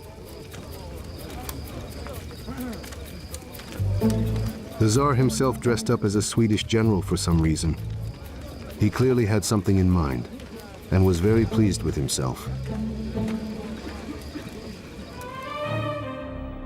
Arvid Horn, the commandant of Narva, watched the Russians form their battle lines. Schlippenbach must be the cause of this commotion. Neat rows in blue uniforms appeared, the Swedes. Horn sent a detachment to help them, to catch the Russians in a pincer movement. Suddenly, a strange sight met the commandant's eyes. The detachment he had sent was fleeing back in panic, trying to escape from Schlippenbach's troops. Confused, Horn caught sight of the general himself through his spyglass, and was horrified to recognize Tsar Peter in a Swedish uniform. Imposters.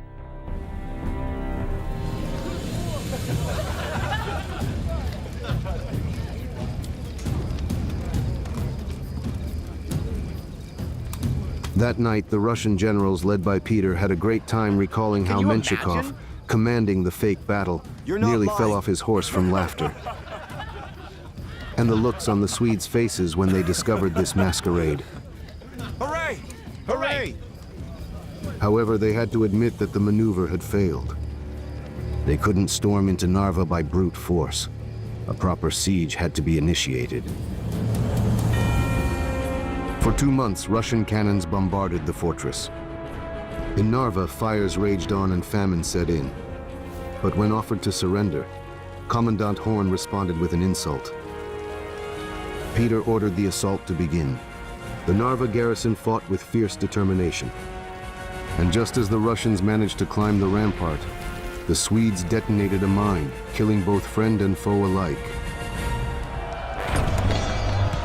When blood-stained stones stopped raining from the sky, the Russians stormed the city in such a bestial rage that no one was spared.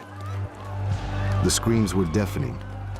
The officers couldn't control their frenzied soldiers.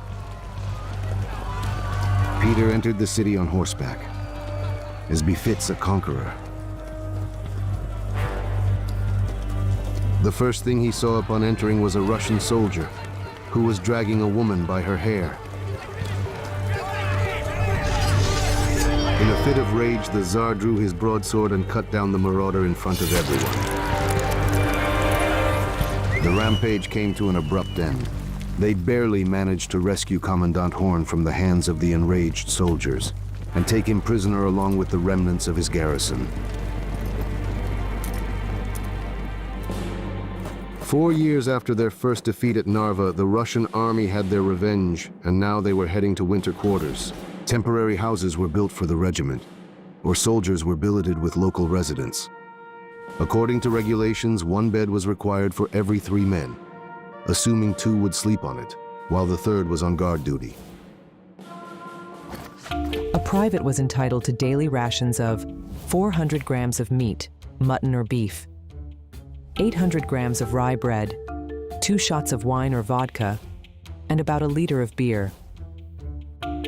Additionally, each person was allotted 350 kilograms of flour, 160 kilograms of buckwheat or oat groats, and 11 kilograms of salt per year. Every day, Peter personally approved the daily ration. Afterwards, for a month, he ate only soldiers' food, not allowing himself the slightest indulgence. However, during marches, food convoys were often delayed. Sometimes, due to corrupt quartermasters, the food arrived spoiled.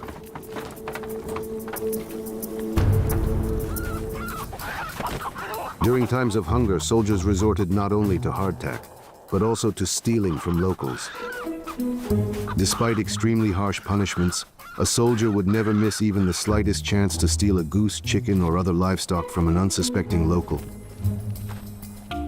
Military pay was quite decent at the time, although unfortunately, payments were often delayed. The subsistence minimum was 2 rubles per year.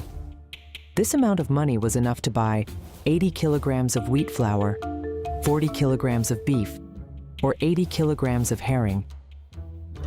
A colonel received 300 rubles a year, a captain 100, and a private 24, half of which was deducted for uniforms.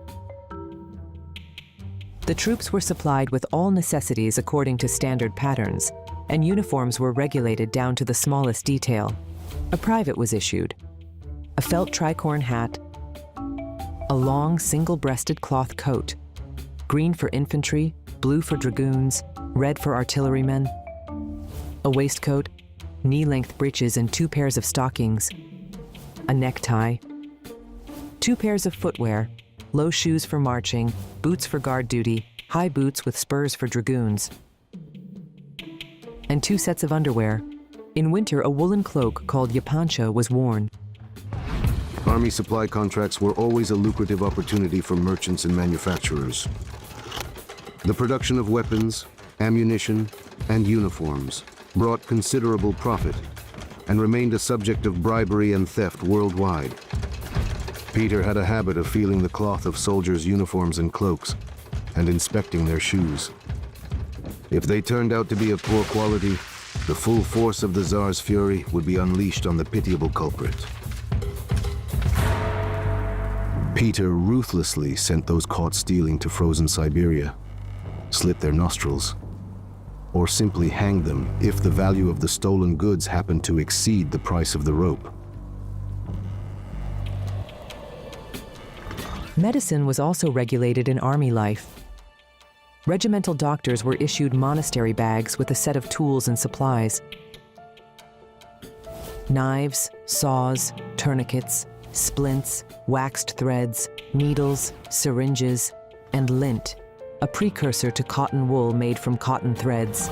The doctors were usually foreigners.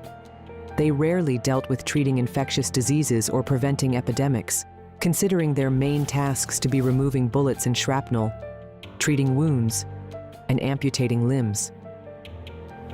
However, the most common diseases in the army were actually intestinal infections of various types. At times, these diseases could decimate up to half of the troops. One day, Menshikov invited the Tsar to come and visit his field quarters. He must have wanted something, it seems. A new housekeeper was serving them at the table. Peter became interested. Who is she? A captive from Marienburg, Menshikov explained. Her name is Martha Katharina, widow of Officer Johann Kruse. He was saying something else, but Peter was no longer listening to him. It was as if the housekeeper had cast a spell on him. Listen here, Katya. I'm staying the night. In the evening, bring me a candle to my bedchamber. I will, Martha Katharina replied quietly. In the morning, Peter left, and the very next day, his orderly came and took the officer's widow, Martha Katharina Kruse, with all her belongings, to the Tsar for good.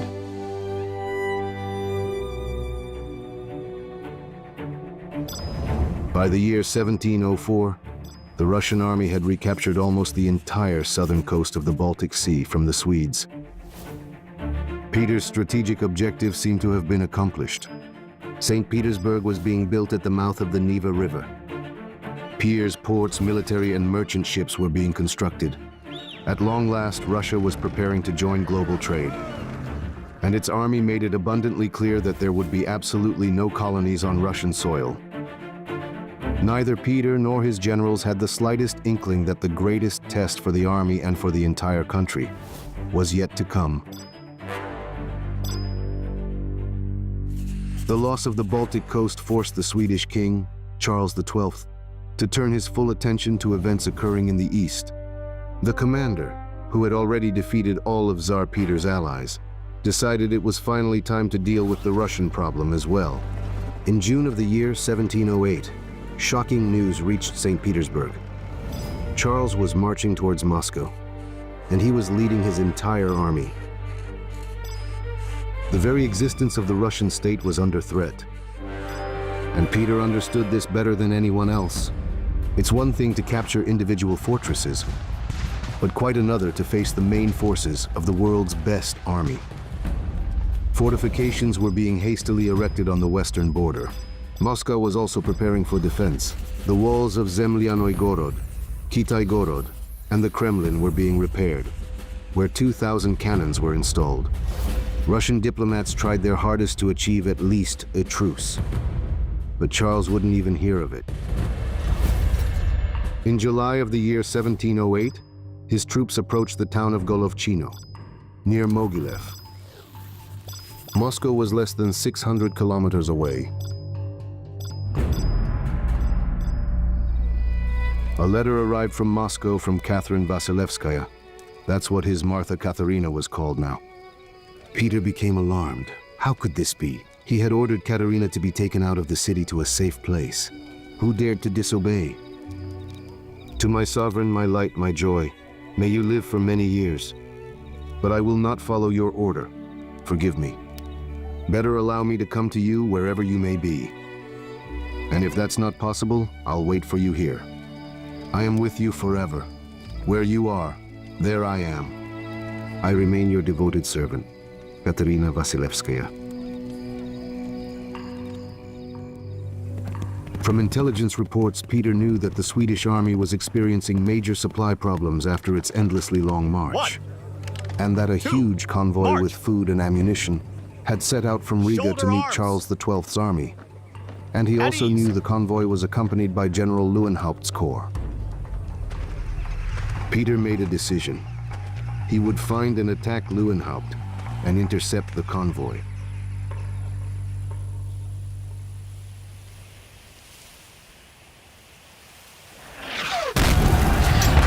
The battle was long.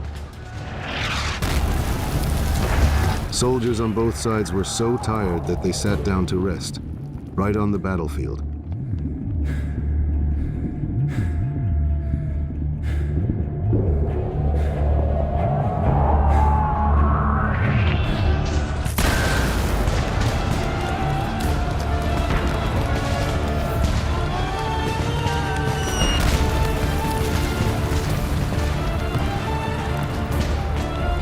But the incredible happened. For the very first time in open battle, the Russians defeated the Swedes, who outnumbered them.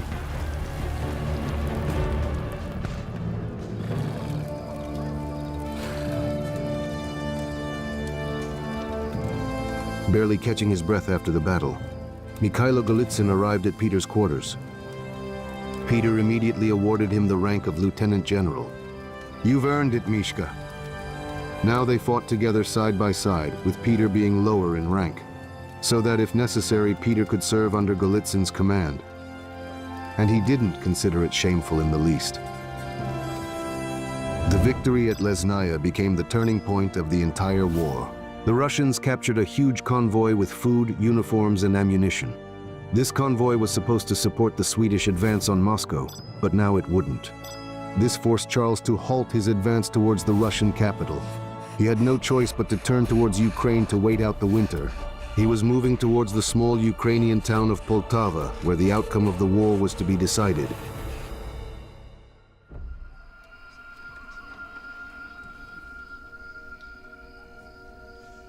Everyone was in their positions. The cavalry commander, General Alexander Menshikov. The artillery commander, Lieutenant General Jacob Bruce. The commander of the Army Center, General Anikita Repnin. The commander of the Guards, Lieutenant General Mikhail Golitsyn. They had traveled this entire journey with him, from the village of Preobrazhenskoye all the way to Poltava. And now they were ready to die for him, as was the entire vast army from general to private.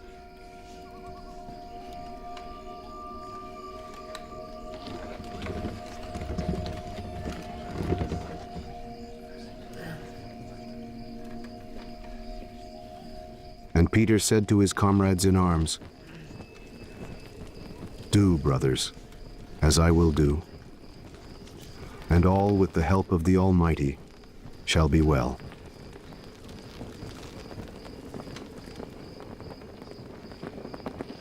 Silence hung over the ranks, with only the banners whistling in the wind.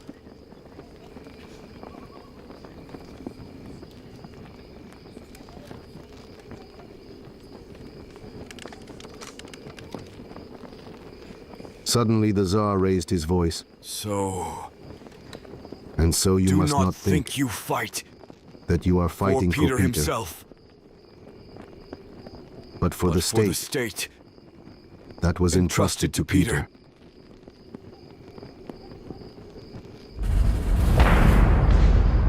The battle began before dawn, at 2 o'clock in the morning.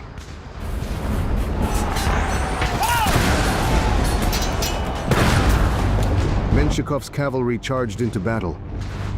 Bruce's artillery showered the Swedish infantry with grape shot. Repnin held the center of the front with his very last ounce of strength. The Swedes rolled forward like an iron wave, and the Russians began to retreat. On the verge of a breakthrough, Peter appeared before the infantry lines.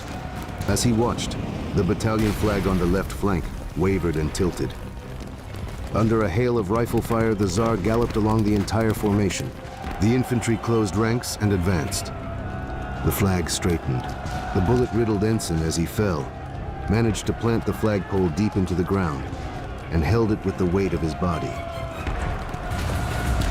At this moment, Golitsyn's guards crushed the enemy's left flank. The Swedes faltered and fled. By noon, the battle was over.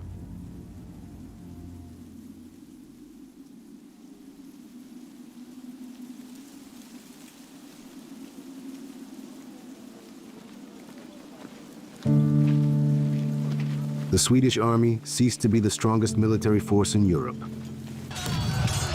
It was defeated by an army that no one had heard of, just yesterday.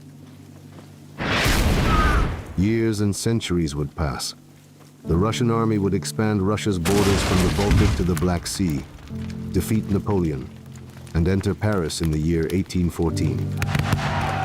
And in 1945, it would defeat Hitler and raise its flag over the Reichstag.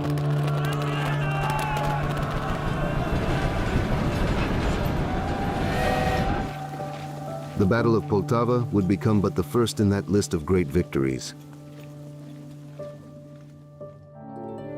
From Poltava, Peter immediately set off for the village of Kolomenskoye near Moscow, where his beloved, his unwed wife, Catherine, was waiting for him. She was simply radiant with happiness.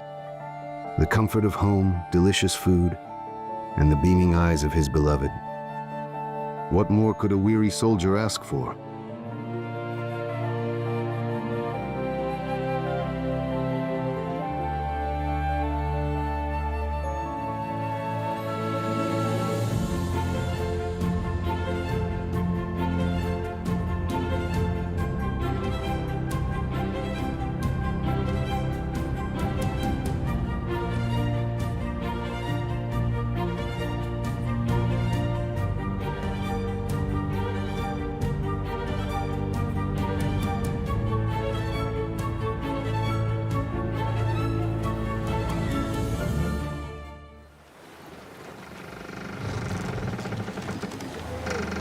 On the Yauza River, they tested an old and decrepit English boat that the Tsar had unearthed in Izmailovo, among all sorts of junk. The boat swayed lazily back and forth on the sleepy water.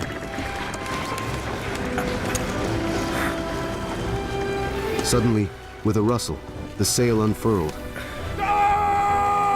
And it was as if some strange, strong force had seized the ship. The rigging creaked, and spray flew into his face. Battle flags flew, and mighty cannons thundered, shrouding huge ships in smoke. There, far beyond the horizon, where the young Tsar rode precariously in a small riverboat. Thanks to Peter the Great's iron will, Russia would become the only country in the entire world to build a navy literally from nothing at all. In the span of only one human lifetime, it would amazingly make up for 300 lost years.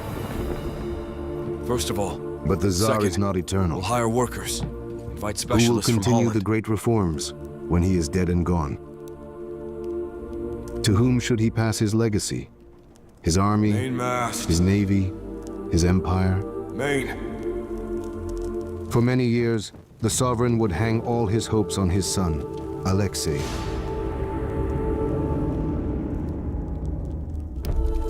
However, fate would decree otherwise.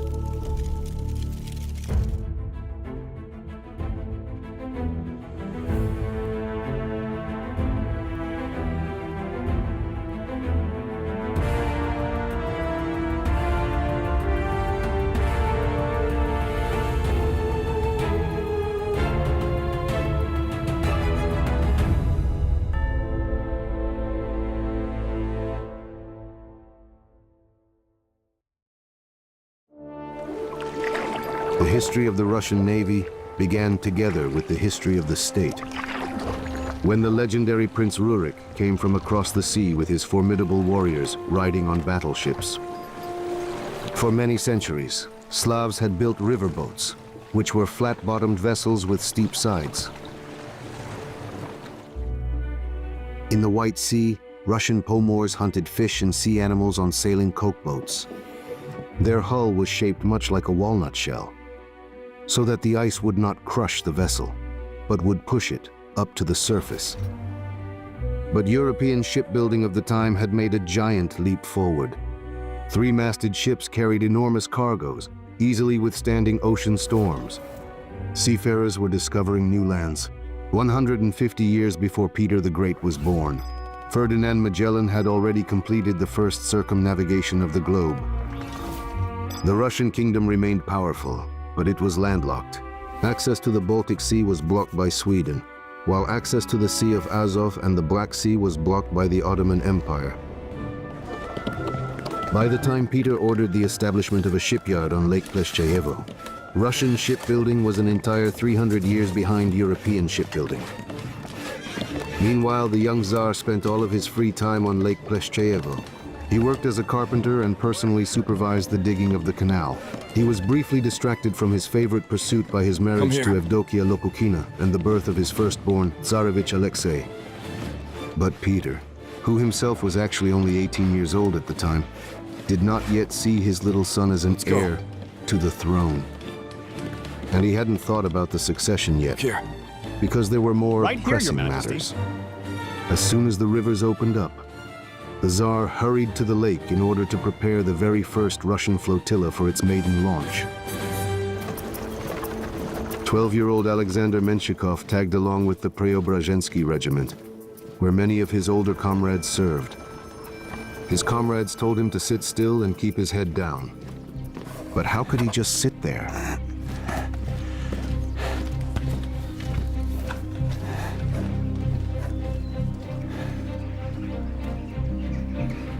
Yes, yes. Well done. There in the distance, the sovereign's voice rang out. Launch. Launch! One after another, boats as large as peasant huts were launched.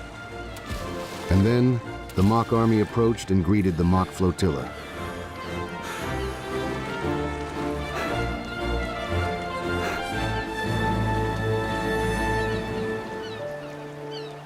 Meanwhile, maritime powers ruled the world.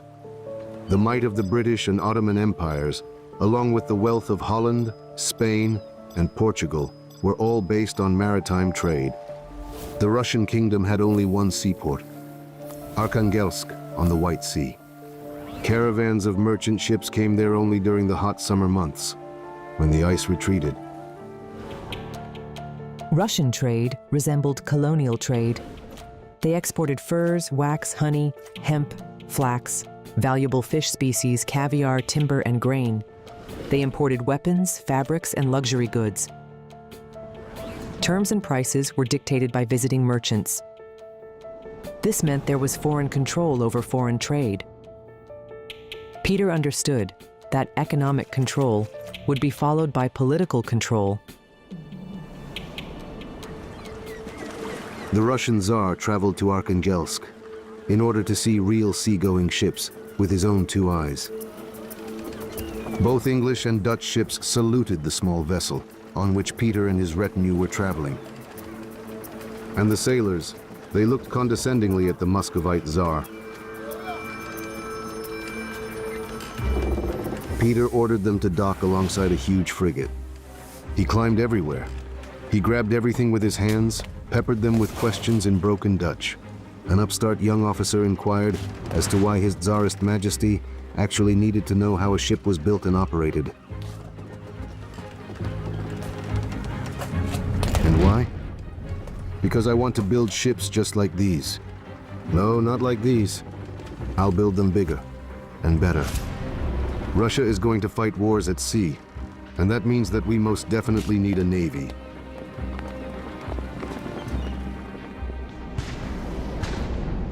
In late April of the year 1695, 22-year-old sovereign Peter Alexeyevich set out with his army on a campaign against the Turkish fortress of Azov, which blocked access to the Sea of Azov as well as the Black Sea. And 7 months later, he returned to Moscow alone. The defeated Russian army moved slowly across the cold, frozen steppes. But Peter already had a plan.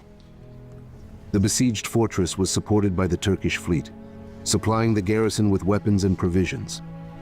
Having no ships, the Russians could not interfere with the Turks, which meant that creating their own fleet was no longer a childhood dream, but an urgent necessity.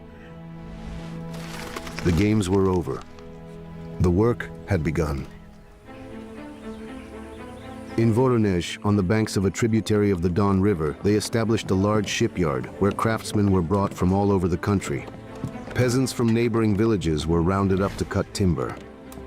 A war galley that was purchased in Amsterdam was delivered in disassembled form to Preobrazhenskoye, located near Moscow. There, they copied all its components and then sent them to Voronezh. A galley is a sailing and rowing vessel with a long, narrow hull and shallow draft. Armament consisted of 1 to 3 cannons on the forward platform and 1 to 2 light cannons in the center of the deck. They had 2 or 3 masts, usually with triangular lateen sails. Rowing speed was 6 to 8 knots, which comes out to about 11 to 15 kilometers per hour. By order of the Tsar, secular and church landowners were united into partnerships called kumpanstva, and they jointly financed the construction of ships. The kumpanstva also included foreign specialists that were hired. Hundreds of carpenters under the direction of Dutch and English supervisors were building the galley fleet. They lived in barracks, in cold and dampness. The death rate reached up to 100 people per day. Those who tried to escape were caught and hanged. The work was poorly organized. The hastily hired foreigners turned out to be far from the best specialists. Ship timber deteriorated under the open sky, while the kumpanstva sought to reduce their expenses, sometimes buying poor quality raw materials on the cheap. By April of the year 1696, in just a few months, they built 23 galleys. The 36-gun ship Apostle Peter, 2 fire ships, and 1,300 strugs, which were large boats for transporting infantry. Contrary to fears, not only did the ships not sink, but they confidently set out on the campaign. They did make it, though with difficulty, as they had to stop repeatedly for repairs. But in the year 1696, the formidable Russian flotilla in all its glory appeared in the Sea of Azov. The Turks could not believe their eyes. Their fleet, upon seeing the Russian galleys, did not dare enter the bay. Azov was placed under complete siege from both land and sea. On July 18th, the fortress garrison capitulated, without an assault. On a rocky cape that was called Taganrog, Peter chose a site for a harbor, and it was this same harbor that was to become the very first Russian naval base. Peter considered the Sea of Azov only a bridgehead for advancing into the Black Sea, and perhaps even beyond. We'll invite specialists from Holland. Always got busy it. with state affairs, the Tsar had not seen his son The for logs years. arrive, we'll decide then, all right? Yes, okay, Alexei got it. grew up First. as a withdrawn and Second, distrustful child, We'll hire workers. Yes, and understood. influenced by his mother's We'll circle. invite specialists He from could not Holland. stand Yes, got anything it. associated with Peter's name, nor with his reforms. Second, Unlike his father, all right. the Tsarevich showed no enthusiasm understand for me? either Yes, I practical matters understand. or sciences.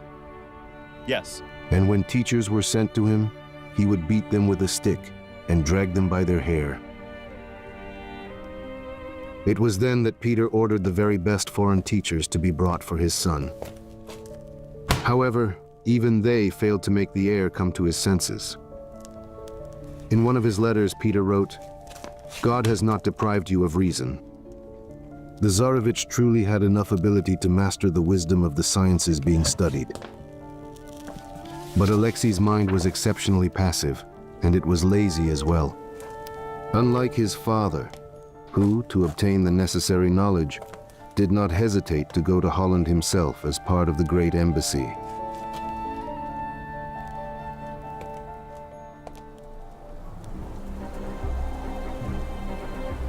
The official purpose of the Great Embassy was to find allies against the Ottoman Empire, while the unofficial purpose was to recruit shipbuilders and sailors for the Russian fleet.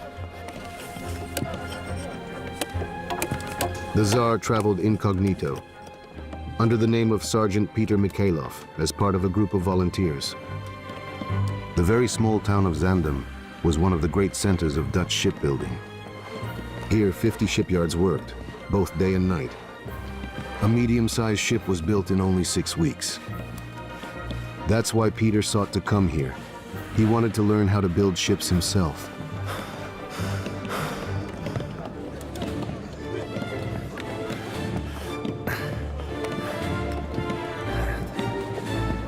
Peter stayed with an old acquaintance, blacksmith Garrett Kist. Kist had previously worked in Moscow. That same day, the Tsar bought tools, glasses, and he hired himself out as a carpenter at a private shipyard.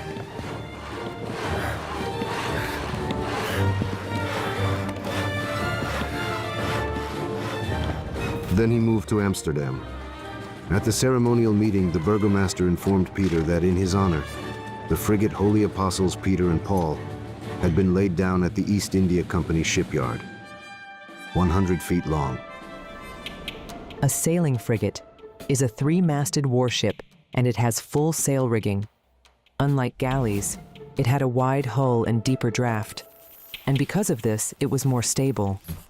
Artillery armament of up to 44 guns was positioned on gun decks along the sides of the ship. Frigates were built only at shipyards that specialized in their construction. First, every last part of the ship was drawn to full scale. On the slipways, vertical stems and beams were attached to the keel, and both ribs and frames were installed as well. Then the frame was planked both on the inside and on the outside, and all gaps were sealed. To protect against rot, the bottom was treated with a hot mixture of resin and tar. Crossbeams, called deck beams, were installed, on which the deck was laid. And then gun ports were cut into the sides. After that, the rigging and the masts were installed, and then the tackle, rope system, and sail equipment were all mounted. Peter worked in Amsterdam for 3 months. After he had completed these 3 months, he received a certificate from shipmaster Gerrit Klaas. I hereby certify truly that Peter Mikhailov has studied ship architecture and the drawing of plans thoroughly. and he now knows as much as we ourselves and understands these concepts. It was at this point that Peter persuaded Cornelius Cruys to go to Russia. Cruys was a Norwegian captain, and he was very well known among Dutch sailors. On April 9th of the year 1698, Cornelius Cruys entered Russian service.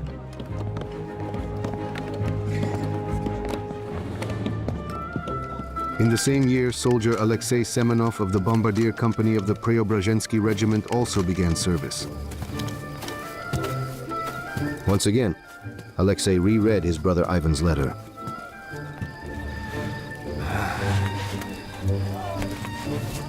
He wrote that having joined a Dutch ship as a sailor, he had already seen France and Denmark. And now, following the sovereign, he was planning to go to England. Is that how it is? Your brother gets to study the sea, while you, Alexei, march until you're blue in the face and water the cannons. Peter completely and utterly failed to find allies in the war against the Ottoman Empire. But on his way back to Russia, the Tsar agreed with Polish King Augustus to jointly act against the Swedes. Plans changed. The Tsar was now going to fight not for the Black Sea, but for the Baltic Sea. Despite having failed in its diplomatic mission, the Great Embassy succeeded quite well in its second task. Hundreds of foreign specialists, shipbuilders, gunsmiths, and navigators were all heading to Moscow. Cornelius Cruys arrived in Voronezh. He inspected the shipyard, and then he reported to the Tsar that everything had to be started over. The ships that were built are only good for firewood, and timber should only be dried in covered sheds. It is crucial to use iron nails. It is also important to feed the workers meat and build houses for them. And be sure to hire good craftsmen instead of bad ones. There were dozens of more demands, conditions, and instructions. Peter considered it impossible, but the stubborn sailor stood his ground. During spring, under his leadership, 58 ships were repaired, and 60 new ones were laid down. The companies were abolished, and instead, a unified tax for ship construction and repair was introduced. Thus, 500 kilometers from the sea in Voronezh, a huge ship factory began operating, using the exact same model on which the rest of the country's shipyards would grow. Fyodor Matveyevich Apraksin took charge of the enterprise. He was one of the creators of the Russian Navy, as well as the first president of the Admiralty Collegium, which was the supreme governing body of naval affairs. In addition, Peter himself drew up the project for the country's main shipyard, the St. Petersburg Admiralty. In the courtyard were located the boathouses, facilities for ship construction with slipways. The slipways were inclined platforms for launching ships into the water. Nearby, dry docks were being built, basins with gates. The ship was brought into the dock, placed on supports, and then water was pumped out of the basin. As a result, workers gained access to the exterior of the hull for repairs. The building itself housed warehouses, workshops, forges, and various services. Occasionally, the sovereign would visit Preobrazhenskoye. Ever since his wife Evdokia was imprisoned in a monastery by his order, his son Tsarevich Alexei behaved like a wolf cub. Peter understood. He held a grudge over his mother. But there was something else. Something alien in his gaze. And he couldn't decipher it. Peter tried to captivate his son with stories of distant voyages and naval battles. But he would look away, either counting crows outside the window or plotting something sinister.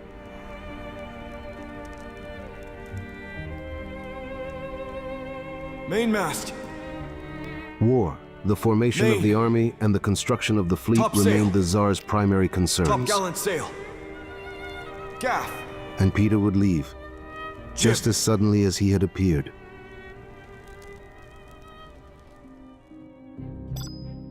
In the year 1699, the Azov flotilla set out on the Kerch campaign.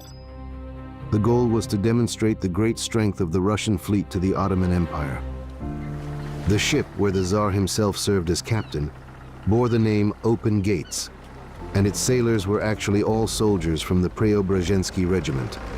Among them was Naum Sinyavin. Yesterday's soldier found it hard to get used to his good fortune. His palms, rubbed raw and bloody by the ropes, ached, but most frightening of all, his knees trembled with excitement when the boatswain ordered him to climb the mast. Little did he know, young Sinyavin was being watched by the sovereign Peter Alexeyevich himself. Like climbing tree branches, Naum scrambled up the ropes step by step, not ever looking down. Higher and still higher. When he reached the top-gallant yard, the Tsar broke into a satisfied smile. Well done, sailor. And although Naum was already standing 12 fathoms above the water, his great happiness could not be contained in his chest. In the distance, he saw the sea.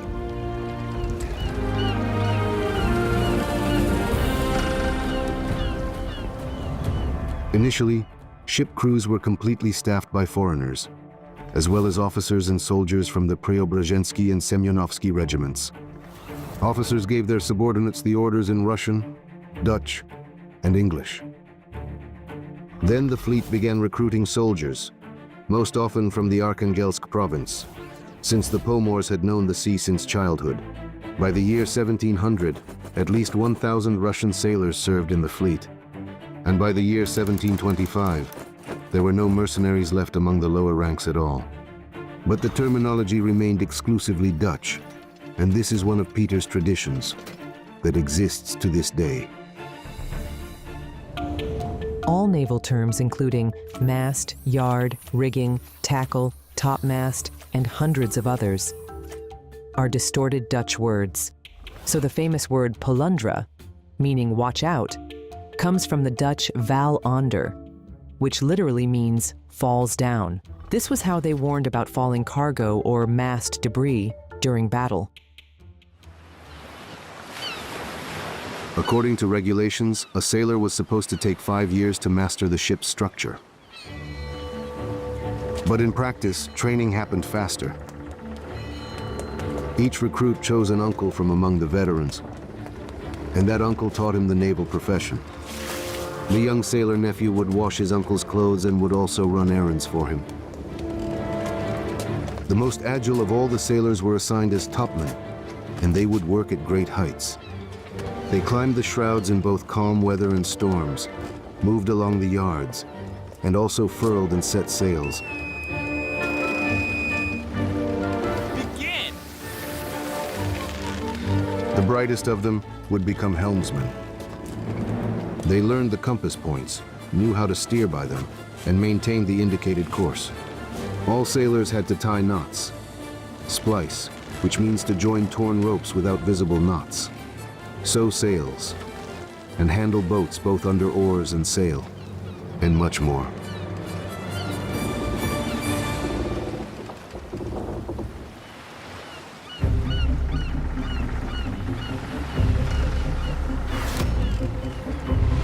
Sailor Naum Sinyavin went through several battles. He was severely wounded, and at the age of 28, he rose to the rank of lieutenant. He was already commanding a 2-masted galley as part of the rowing flotilla, which was guarding the approaches to St. Petersburg.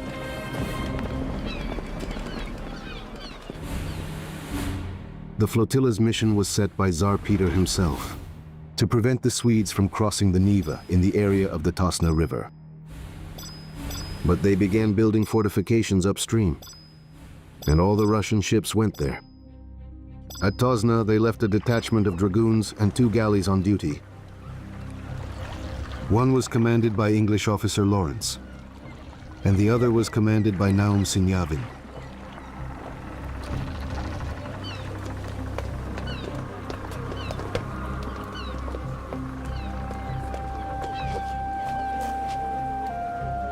He peered into the fog and, to his horror, he realized The Swedes, having deceived the Russians, began their crossing. Load! Both ships rushed toward the shore.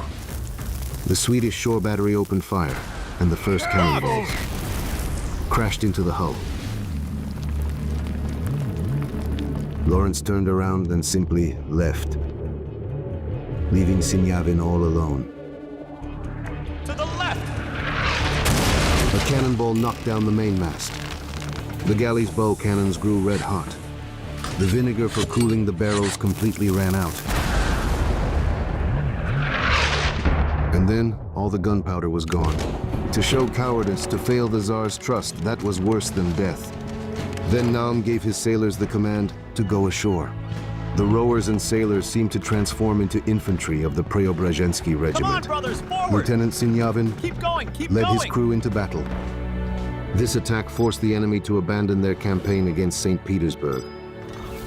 But Russia was not yet ready to confront the Swedes, who were very strong at sea. Having decided to create a navy, Peter sent 35 young nobles abroad where they would get training. And in 1701, he founded a school of mathematical and navigational sciences in Moscow. Nevertheless, annually young men from the most noble families were sent to Holland, England, and Spain, where they would get maritime training.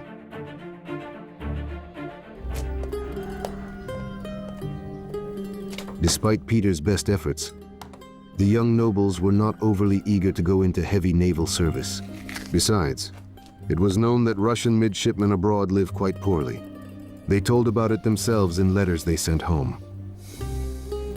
Master, it's time to get Kana up. paid for both tuition and maintenance. How dare you? But the money came with long delays. The young men hung around the city looking for a part-time job. Get out. Every now and then they would get into unpleasant stories, trouble.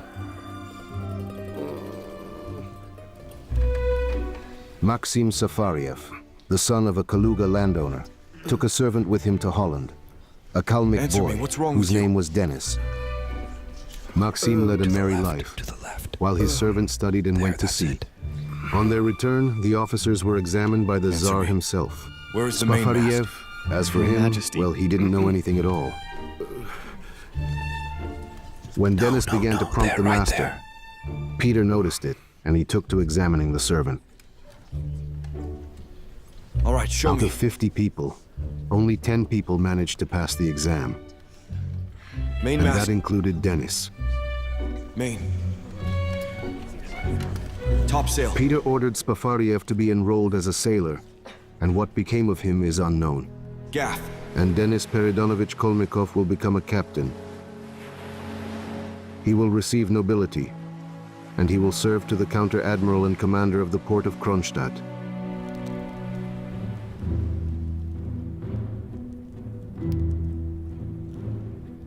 Thanks to Peter's efforts, Russia was raising the very first generation of its own naval leaders.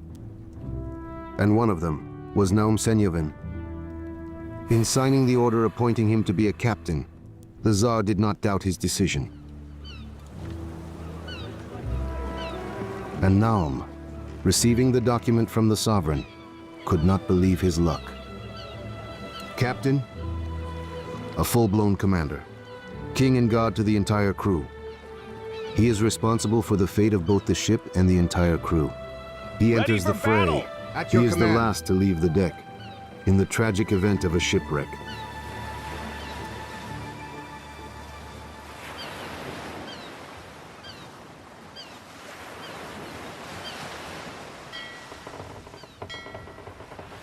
A ship is also a huge household, and there are mountains of orders, statements, and money boards on the captain's shoulders. Everything, from cannon and powder to the last breadcrumbs and piece of rope, must be counted, checked, written down, and put in its place. Having lined up the crew, the captain heads out to inspect the ship, going into its depths where sometimes even sailors don't go.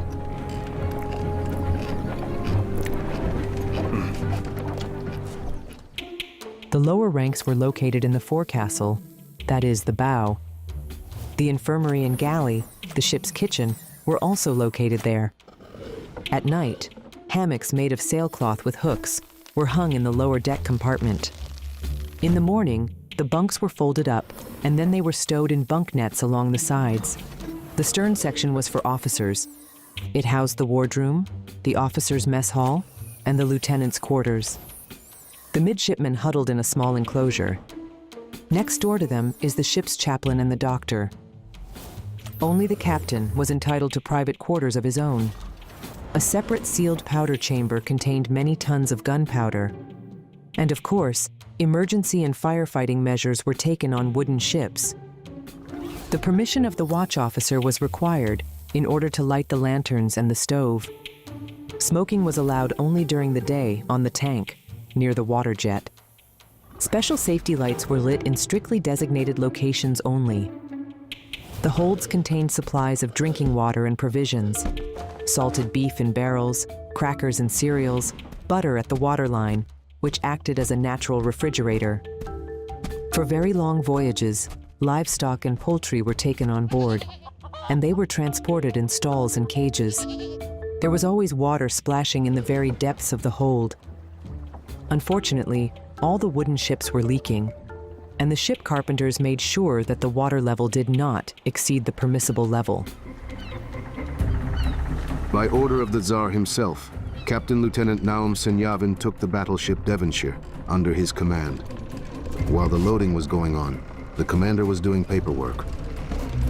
Then someone special came aboard, Adjutant General Anton Daviller. He was Peter's favorite, Menchikov's son-in-law, and an important person in general.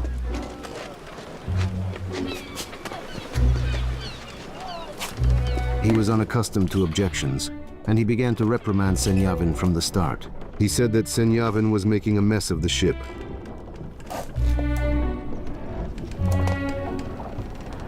But Peter did not train his captains in such a way that they would listen without complaint to comments from outsiders, whoever they may be.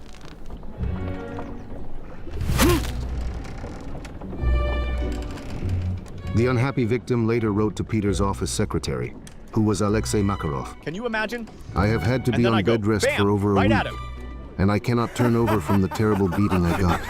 Daviller did not dare to actually complain to the sovereign himself. Gentlemen, cheers! Meanwhile, Peter's new wife, Catherine, gave birth to the Tsar's two daughters, Anna and Elizabeth. 19-year-old Alexei, the son from his first marriage, remained the only contender for the role of heir to the throne. But would he be able to continue his father's endeavors?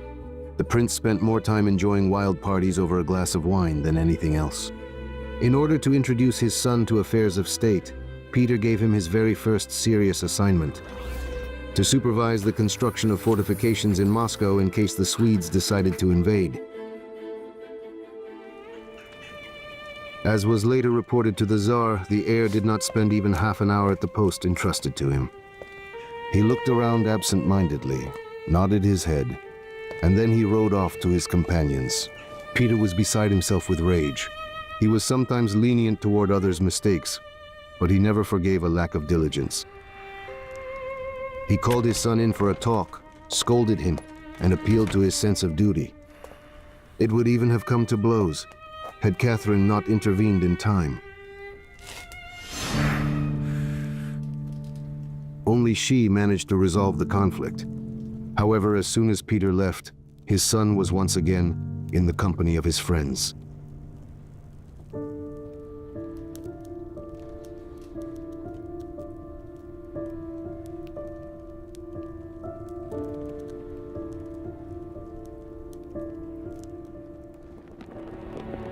While diligently building the Russian fleet, the Tsar personally sketched the design of the St. Andrew's flag. On sailing ships, the length of the flag reached 4 meters, and in the wind, the banner roared like a siren. To lower the stern flag during a battle would have meant surrendering the ship, which was of course unthinkable. Captain Sinyavin's ship of the line Devonshire was entering the port of Hamburg when suddenly a local convoy sloop came to meet it. According to naval custom, all vessels must salute a warship that is flying the national flag. This is done by lowering their pennant. However, this sloop was in no hurry at all to salute the St. Andrew's flag. Captain Sinyavin signaled, demanding a salute to the Russian flag. The insolent German replied, "I don't recognize such a flag." Weapons ready for Sinyavin then battle. summoned the artillery officer. Prepare the guns for battle. Load it up. Gunpowder. Ramrod. Cannons at the ready. Fire! Fire!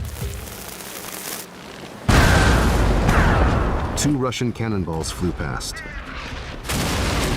The third hit the sloop's hull squarely, and its pennant fell into the water. From now on, remember that there is a Russian St. Andrew's flag. Captains of different nationalities sailed under the St. Andrew's flag. Peter needed experienced sailors, and the Tsar was not interested in their past. Thus, the Serbian corsair Matija Zmajevic, who was the scourge of the Turkish fleet, was ransomed from prison in Constantinople by the Russian ambassador. Peter personally examined the sailor, and he immediately promoted him to the rank of captain first class.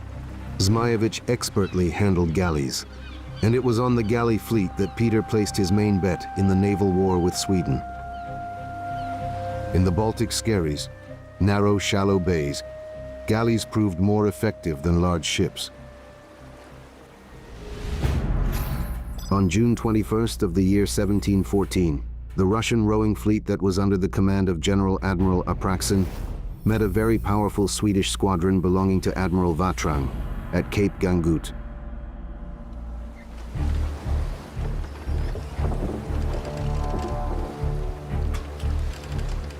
Tsar Peter and Apraksin looked through their spyglasses for a long time, and they counted the enemy pennants.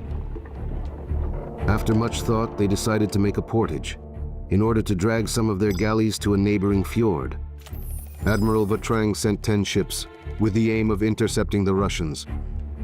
But Peter canceled the dragging of the galleys. He waited until the wind was completely calm, and when the Swedish sailing ships became helpless, he then gave the order. 35 galleys under Zmajevic's command shot out of the bay, and they then headed to where the ships sent by Vatrang stood. Apraksin followed suit. Come on now, brothers! Let's move! Tsar Peter participated in the boarding attack under bullets and cannonballs, alongside the rowers and soldiers. All 10 ships of the Swedish squadron, along with the flagship Elephant, were now in Peter's hands. And thus ended the very first battle in the long history of the Russian Navy.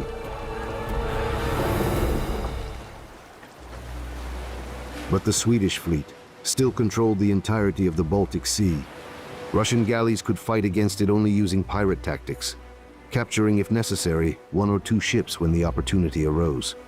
But for ultimate victory at sea, what was needed was not only boarding attacks, but large, well-armed ships, as well as extremely experienced and well-trained crews. Upon entering a naval battle, the ships would line up in a single column, and passing by the enemy, they would open fire. They would act as a single unit, maintaining formation and keeping up their rate of fire. This tactic was called line tactics, and it was for this kind of combat that battleships were created. It was the most powerful weapon of the era, the pinnacle of engineering thought.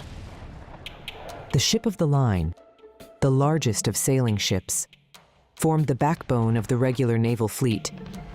A 3-masted warship with 2 or 3 gun decks had on average up to 100 guns and a crew of up to 800 people. After the victory at Gangut, Peter had a new reason to rejoice. Catherine had, at long last, given him a son. The boy was named Peter in honor of his father. This event changed everything. Now the sovereign could actually choose an heir from between his 2 sons. The Tsar decided to send Alexei a final warning. He demanded that he come to his senses and made threats. For I have not spared and do not spare my own life for my fatherland and people. So how can I spare you, worthless one? Soon the answer came. The Tsarevich renounced the throne in favor of his newborn brother. He wrote that he hoped his father would finally leave him alone now.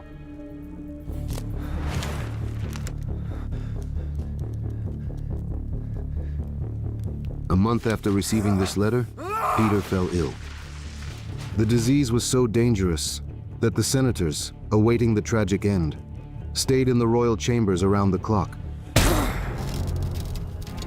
But the crisis passed, and the Tsar, having finally recovered, wrote, "If you actually renounce the throne, you must go to a monastery."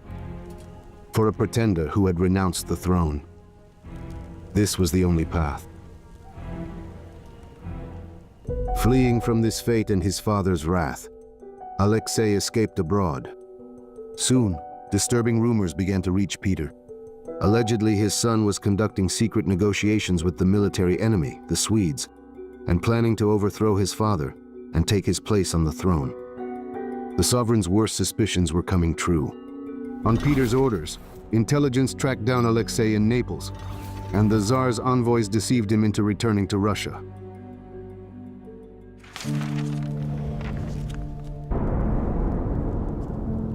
The Tsar expected that his cornered son would throw all his hatred in his face. But he dodged and squirmed, and he shifted all the blame for the betrayal onto his entourage.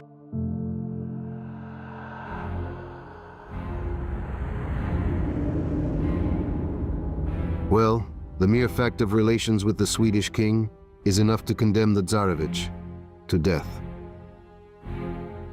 However, the Tsar did not wish to decide his son's fate himself.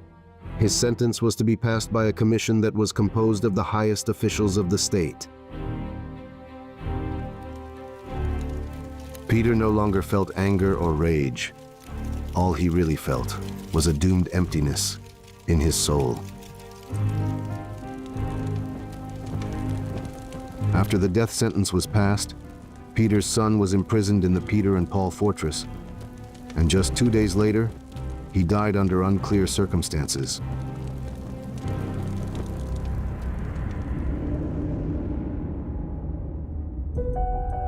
And a year later, not yet 4 years old, Peter and Catherine's son, little Peter Petrovich, died of an incurable disease.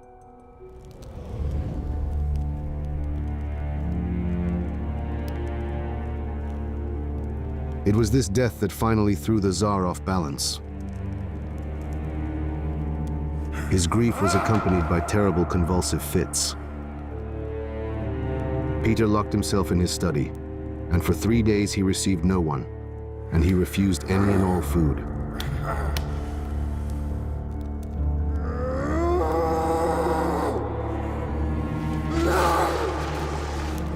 And in addition to the father's personal grief, there was also a question of national importance.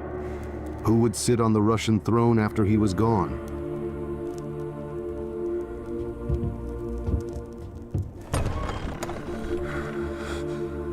But the Tsar had to hide his feelings. Outwardly, the way of life in the country had not changed at all, and the war with Sweden was approaching a victorious conclusion. At the end of May of the year 1719, near the island of Özel, a Russian squadron consisting of 6 ships of the line was stationed. It was tasked with both finding and neutralizing a Swedish convoy, which was known to be escorting merchant caravans. At dawn on May 24th, observers spotted 3 large ships without flags on the horizon, possibly Swedes. On his flagship Deva Maria, Squadron Commander Captain 2nd Rank Naum Sinyavin ordered all sails to be raised and the pursuit to begin.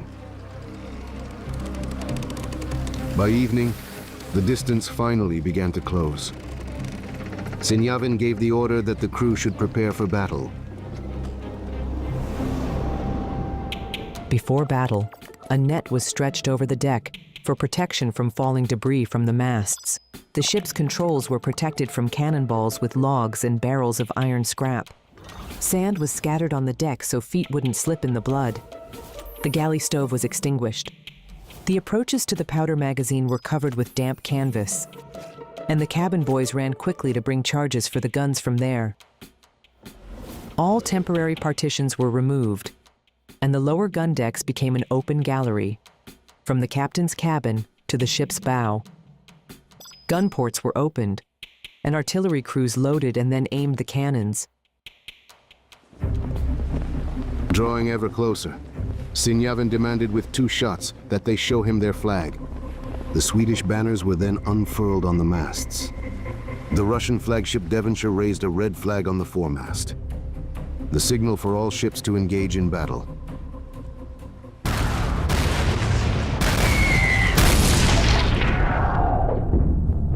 Cannonballs smashed the hull planking, tore sails, and broke the rigging. Sharp splinters flew in all directions. But sailors, gunners, and officers did their duty.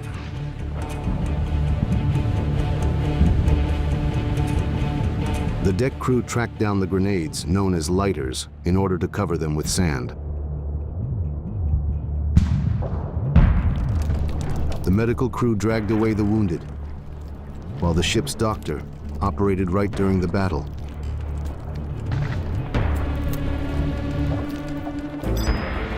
Portsmouth completely lost control and was immediately attacked by a Swedish frigate and brigantine. Sinyavin on Devonshire broke from the line, made a sharp turn, and opened fire with grape shot, all at close range. A barrage of lead bullets swept away everything alive on deck. The frigate, followed by the brigantine, lowered their flags, while only the enemy flagship was escaping. But only 3 hours later it was caught and forced to surrender. The Russians were able to capture the 52-gun ship of the line Ackmeister, and they also managed to capture the 34-gun Karl Kron Vapin and the brigantine called Berngardos. They captured 387 men, along with Captain Commander Wrangel. About 50 were killed and another 13 were wounded.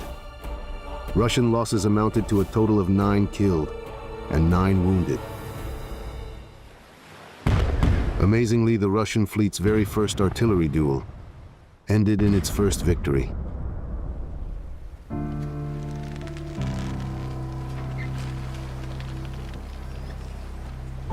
Sinyavin was showered with a flurry of awards. He was promoted by skipping a rank to captain commander, and he was granted villages in such numbers that he became one of Russia's wealthiest landowners. 3 years later, Naum Sinyavin would receive the rank of Schautbenacht, that is, Rear Admiral. And he would become the first Russian natural admiral, as Peter would call him.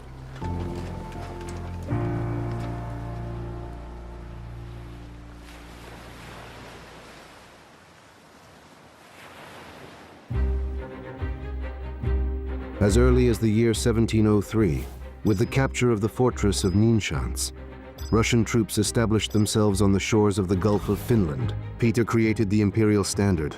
On the golden cloth, a black double-headed eagle under 3 crowns held 4 maps in its beak and talons. They were maps of the White Sea, Caspian Sea, Sea of Azov, and Baltic Sea, and they symbolized that henceforth, the Russian Tsar was the lord of 4 seas. The new victory of the Russian fleet over the Swedes at Grengam Island and the signing of the Treaty of Nystad, which ended the Great Northern War, secured the conquered Baltic territories for Russia. The long-awaited access to the Baltic Sea. And 2 months later, Peter accepted the title of Emperor of all Russia from the senators. It was then that Russia became a maritime empire. In just a few years, Peter managed to create a fleet and raise a generation of Russia's first admirals.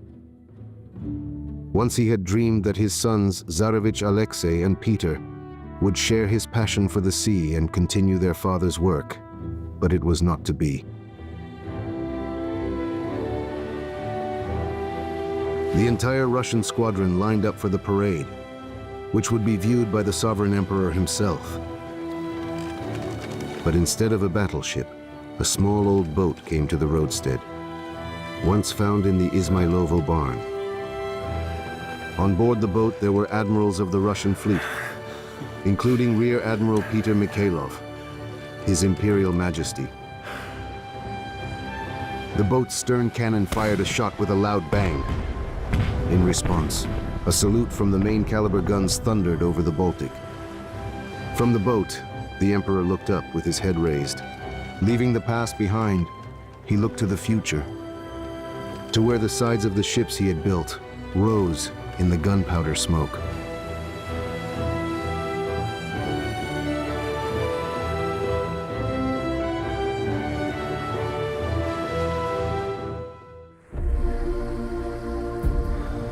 He began building his capital, Parallel channels where it lined. was simply not I possible like it to all. build a city. He conceived and designed the capital himself. He rebuilt it many times and forced everyone to live exactly as he envisioned, and no other way, at the cost of enormous sacrifices, on deadly swamps, and under the assault of devastating floods. Russia's first planned city would rise. Along arrow-straight streets, stone houses would stand next to each other in neat rows. The embankments would be clad in granite. Many squares would open up, and the tall spire of the Peter and Paul Cathedral would pierce the sea fog, like the mast of a massive ship that was sailing into the future.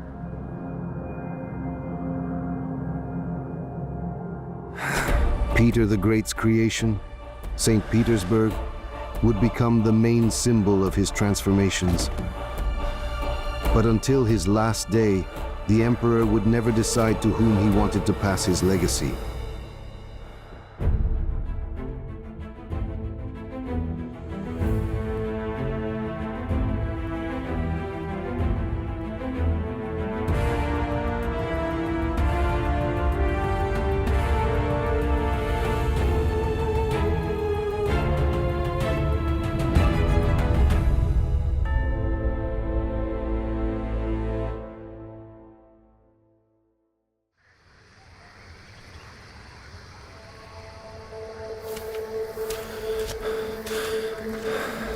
It was a fair day.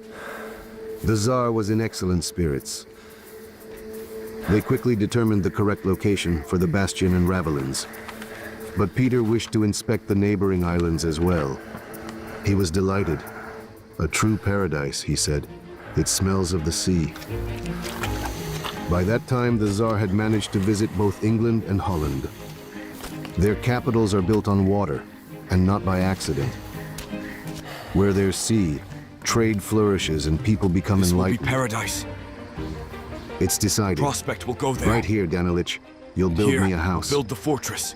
Do you understand Menshikov, me? his Yes, old yes, very comrade, good. had doubts. There will be paradise. What house, mein Here, Herz, there. will drown? Everywhere. The Tsar acted as if he didn't hear. And where you're standing, we'll build you a palace.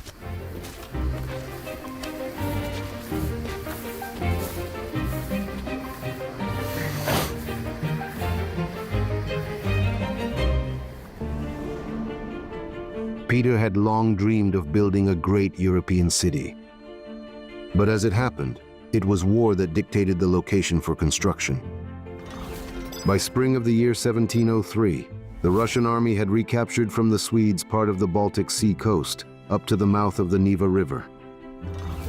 The local swampland was the least suitable place for building Peter a new capital. But a fortress was needed in order to protect the new territories. The Emperor founded it on May 16th, or the 27th in the new style, of the year 1703, on the island of Janissary, which in Russian was called Hare Island. It was from this momentous day that began the history of the city of St. Petersburg. St. Petersburg was named not after Tsar Peter Alexeyevich, but after his patron saint, the Apostle Peter. The Tsar himself called the city a paradise in his personal correspondence. The nickname Peter, familiar to us today, appeared already in the 18th century and was first mentioned in von Visen's comedy, The Miner. Throughout its history, the city has changed its name 3 times. In 1914, at the beginning of World War I, and amid much anti-German sentiment, St. Petersburg was Russified to Petrograd. Later, in 1924, after Lenin's death, it was renamed to Leningrad. The historic name St. Petersburg was only returned to the city much later, in 1991.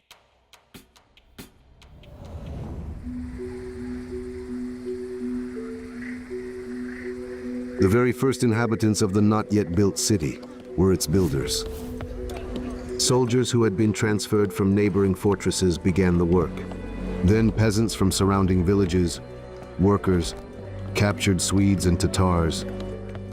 They were all brought to the Neva in organized groups, and for the heaviest work, they brought in convicts. Now, criminals were sent to build St. Petersburg instead of to Siberia. Workers were initially housed in camps, which were temporary settlements of dugouts and huts. As for the convicts, they were housed in the guarded convict yard, which is now the site of Labor Square. Mass forced labor was used only in the first years. Later construction mainly employed hired workers as well as craftsmen, for whom log houses were built. They worked in shifts, 12 to 15 hours per shift, and were on rotation for 2 to 3 months. Wages were exactly 1 ruble per month, while the monthly subsistence minimum was 17 kopecks. Working and living conditions were harsh: constant cold, dampness, unsanitary conditions, and poor nutrition. According to rough estimates, at least 100,000 workers died from disease and exhaustion during the construction of St. Petersburg. Peter didn't think long about who to put in charge of this construction. All right. Danovich had more than enough zeal for 10 men or even more. Your zeal is enough for He 10 never men. asked for favors. Yes, Never that's the cited way, Peter circumstances. Alexeyevich. You'll get it all with an done. iron grip on But not everything. tomorrow. Impossible orders Today. simply didn't exist for Well him. then, what do you say, Pyotr Alexeyevich? Well done. Upon appointing Menshikov as governor general of the future city, the sovereign Look, had no doubt They've brought fresh timber. he'll definitely pull it off. The best quality. Alexander Danilovich Menshikov came from a humble family. According to one version, he was the son of a groom. According to another, a baker. From age 14, he served in the Tsar's toy regiment, where he quickly won Peter's trust, became his valet, and then became his closest companion and one of the leading figures of the state. The Tsar called him Alexashka, my dear friend, brother and son of my heart. During the Northern War with Sweden, Menshikov commanded large forces of infantry and cavalry, while remaining Governor General of St. Petersburg. Building any structure in Petersburg required dozens of times more effort than building a structure anywhere in the rest of Russia.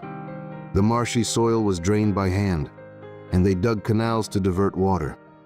The excavated soil was used to fill the lowlands. For the foundation, it was necessary to reinforce the soil with piles, and the piles had to be driven into frozen ground so that they wouldn't float away. The shifting ground and the vast abundance of water would create problems throughout Petersburg's entire history. Water seeped to the surface, undermined foundations, and washed away cemeteries. Constant dampness contributed to the development of tuberculosis and an abundance of lice. Building the subway in the city on the Neva has always been fraught with great difficulties due to the complex soil conditions. A powerful quicksand, which is a section of liquefied soil, caused tunnel erosion and flooding twice, both in 1974 and in 1995. The consequences were finally eliminated, but only much later, in 2004. Initially, St. Petersburg was called a naval headquarters, and Peter's stay there was designated in documents as a campaign.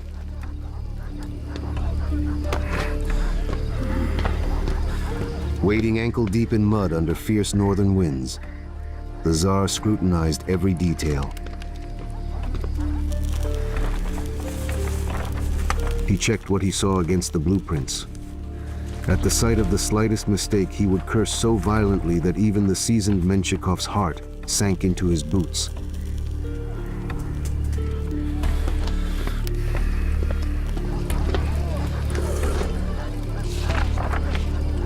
Troika?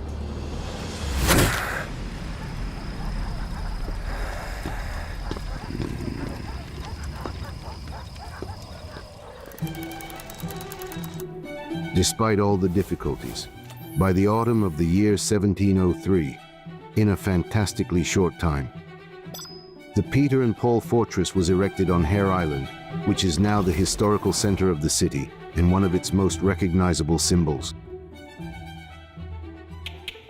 The Peter and Paul Fortress was built according to a joint design that was created by Tsar Peter and French engineer Lambert de Guerin.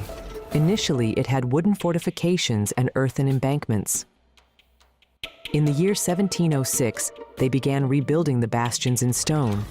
However, the fortress became fully granite only by the end of the 18th century. Since 1725, the Peter and Paul Cathedral became the burial vault of the Romanovs. Here rest the bodies of all emperors and members of their families, from Peter the Great to the presumed remains of Nicholas II. With the exception of Ivan VI Antonovich and Emperor Peter II, it housed the secret chancellery, which was a body for political investigation, and in the fortress casemates was arranged a prison where important state criminals were held. Upon returning to Moscow, Peter hastened to share his extreme joy with Martha Catherine. The Tsar had met her a year ago at Menshikov's house, where the widow of a Swedish officer served as housekeeper. And now he could not imagine life without her. Sparing no detail, Peter painted for his beloved the miracle city that was growing in the midst of Finnish swamps, while she gratefully listened to his every word. The emperor blossomed in her arms. Here she is, his kindred spirit. The construction of Petersburg proceeded at a rapid pace. A battery was built on the spit of Vasilyevsky Island. On the left bank of the Neva, the Admiralty shipyard was laid out, and also a galley fleet was being created. But all this was happening essentially on the territory of a hostile state. Only in the year 1721, after the Peace of Nystad, would the Baltic lands, including Petersburg, be officially annexed to Russia.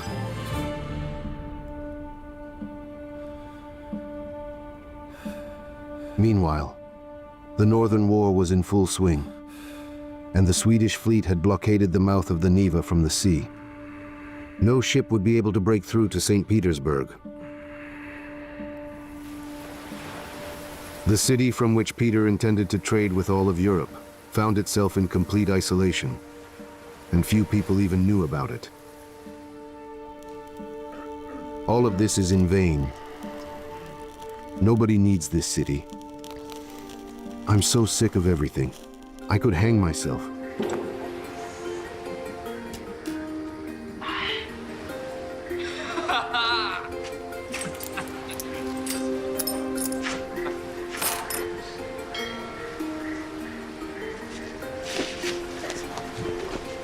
At the wharf bobbed a merchant ship that was flying an English flag.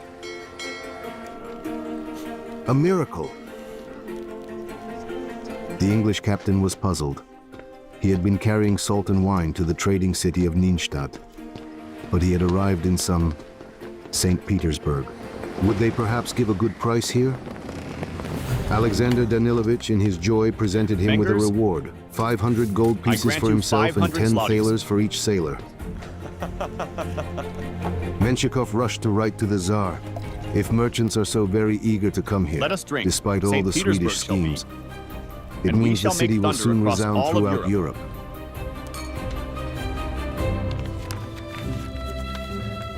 Peter, upon receiving this news, was so delighted that he ran to boast to his dear Catherine. You see, he ordered that Russian merchants should be informed that they could bring their goods to St. Petersburg tell our merchants to for start export exporting trade. goods. You see, we'll all work out. However, merchants stubbornly traveled to Arkhangelsk, where the English and Dutch arrived by sea. Everything had been established there for centuries. Convenient roads from central Russia to Arkhangelsk were laid out, with inns and warehouses. Then Peter issued a decree ordering the most popular goods to be shipped not to Arkhangelsk but to St. Petersburg. The overland roads leading to the Baltic were completely unsuitable for trade caravans consisting of heavily loaded wagons. A traveler heading to St. Petersburg in the autumn or spring could count several dozen horses that had drowned in the swamp. and which were still in their harnesses. Those goods that did make it to the city on the Neva, they rotted in the warehouses of Trinity Wharf, simply because there was no one to sell them to. Foreign ships could not break through the Swedish blockade. In 7 years, between the years 1703 and 1710, only 3 ships reached St. Petersburg. Only after the Treaty of Nystad in the year 1721 would foreign ships come to St. Petersburg, and they would come in such numbers that Trinity Wharf would not have enough space for mooring. Meanwhile, due to the closure of Arkhangelsk, Dutch merchants suffered enormous losses, and the question of breaking off trade relations with Russia arose. Then Peter partially restored trade to Arkhangelsk, setting quotas for the most popular goods in a 2-to-1 ratio in favor of St. Petersburg. But within just a few years, the quotas had to be revised yet again in favor of Arkhangelsk. During these years, many Russian merchants went bankrupt, and export trade continued to drain raw materials from the country at dumping prices. Peter did not despair. He knew there's a time for everything. He was building St. Petersburg not for immediate gains. As a Tsar, he was building it for the empire, and as a father, for his children. Sadly, his and Catherine's first daughter died at the age of 1, but their second daughter, Anna, was growing up, and right after the Poltava victory, Elizabeth was born too. Peter increasingly thought about making Catherine his lawful wife. His feelings for her had not cooled over the years. And besides, it was improper for the Tsar's daughters to grow up out of wedlock. But he postponed the wedding. The situation was wartime, and there was an enormous amount of work to do. The sovereign spent more and more time on the banks of the Neva. He personally participated in shipbuilding, affectionately calling the ships his babies. His favorite ship was the 16-gun snow-called Lisette. The Tsar had lovingly named this ship after his youngest daughter, Elizabeth. The Admiralty was within comfortable walking distance of Peter's house, and therefore the Tsar walked to work. He officially held the position of Chief Master of the Admiralty shipyard, and he received a salary of 365 rubles per year. The Governor-General of St. Petersburg, Menshikov, worked at the shipyard too, as a shipbuilding apprentice. And he earned 182 rubles per year for his work. In fact, the city of St. Petersburg was already the capital of the state. But the state apparatus moved from Moscow slowly. Government departments opened their branches in St. Petersburg. They were known as field chancelleries. But their heads were near Peter, in the new capital. Thus, the Moscow departments themselves became branches, while the field chancelleries became collegia. Only in the year 1712 did the governing Senate move from Moscow.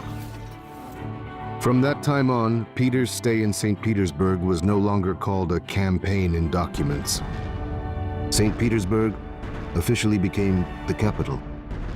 Since the time of Peter I, the country had 2 main cities: Moscow, or the First Throne, where emperors were crowned, and St. Petersburg, the official capital, where the court and central government institutions were located. Peter II moved the capital to Moscow, but his successor, Anna Ioannovna, brought everything back full circle. St. Petersburg remained the capital of the empire for more than 180 years. On March 5th of the year 1918, due to the German front approaching Petrograd, Lenin's government of the Russian Soviet Republic moved to Moscow, and it has remained Russia's capital ever since. It was in Moscow that Sovereign Peter Alexeyevich organized celebrations for the Poltava victory. In January of the year 1710, thousands of captured Swedes were paraded through the streets of the First Throne city. Then came a report that among the prisoners, an officer had appeared who called himself Johann Kruse, and he claimed to be the husband of Martha Skavronskaya, the Tsar's Catherine, and he also told everyone about his wife, who was now bearing children for the Russian Tsar. It was as if Peter's support had been knocked out from under his feet. Even an autocrat cannot marry a married woman. The Tsar ordered an investigation. Soon it was confirmed that the real Johann Cruz had actually died. Menshikov proposed that they hang the impostor.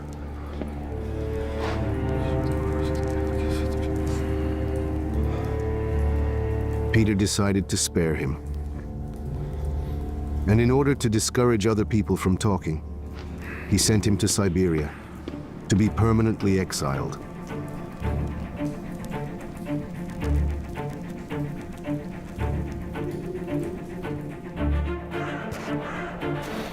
He himself returned to the north, to the place where the war with the Swedes continued, and the new city was being populated. The first generation of the capital's residents consisted of service people, from field marshal to private, and clerks, that is, officials, as well as craftsmen and workers who were brought in to build the city. About a third of the population consisted of soldiers from the capital's garrison. There were many foreigners, both mercenaries and prisoners, Swedes and Tatars. By Peter's decree, stone construction was banned throughout the country and was carried out only in St. Petersburg, and stonemasons were transferred here as well. Both limestone and granite were brought from any and all available quarries. In addition, anyone entering the city had to pay a stone tax, 3 stones per cart, each weighing at least 2 kilograms, and 10 to 30 stones from each ship. But there still wasn't enough stone. Peter wanted his paradise to become a proper European city, and he therefore invited experienced urban planners to help out with its planning. One of the first to arrive in Russia was Domenico Andrea Trazzini from Lugano, Switzerland. Trazzini was a specialist in both military and civil architecture. He developed the street layout, authored standard house designs, and he also designed cathedrals, palaces, and other city buildings.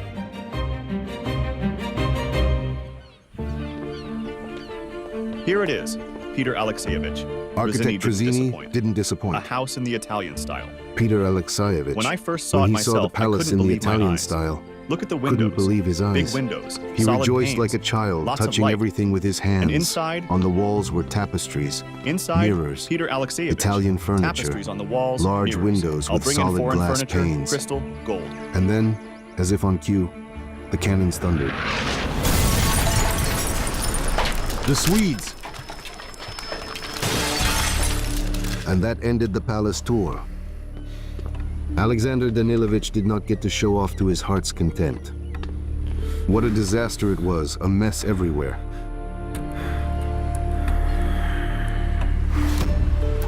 The threat of Swedish naval attack persisted throughout the years of the Great Northern War. To protect St. Petersburg from the sea, in the year 1704, Fort Kronstadt, which translated from German as Crown Castle, was built on a shoal near Kotlin Island. The fort completely controlled the shipping channel, and throughout Kronstadt's entire history, not a single enemy ship passed by it. In the year of 1723, near the fort on Kotlin Island, Peter founded the fortress and city of Kronstadt. This fortress city would later become the main naval base of the Baltic Fleet. Unfortunately, St. Petersburg's location made it extremely vulnerable under Catherine II during the war with Sweden in 1788.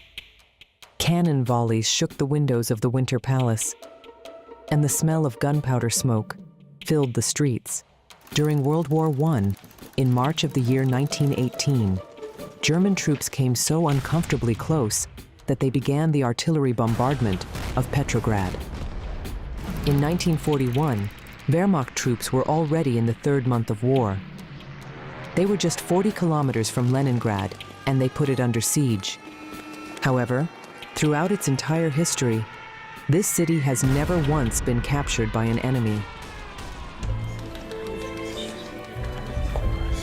Peter finally introduced his beloved Catherine to his family and to the entire court as his future wife. The Tsar had no time to marry immediately, He was preparing for a campaign against the Turks. Menshikov did not really believe that the sovereign with his violent temper would be tamed by his wife's hands. But it was heartening to look at the happy Tsar.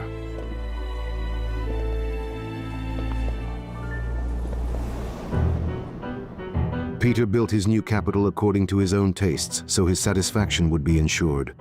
He strictly monitored that construction would only use prescribed materials, and that it followed prescribed designs. The traditional Russian layout, where the house was located in the middle of a courtyard with service buildings and vegetable gardens, was forbidden. Houses were ordered to be built along the building line and not in the middle of their courtyards. That is, all houses had to stand adjacent to each other, with facades aligned. And a small space for courtyards was allotted only behind the house.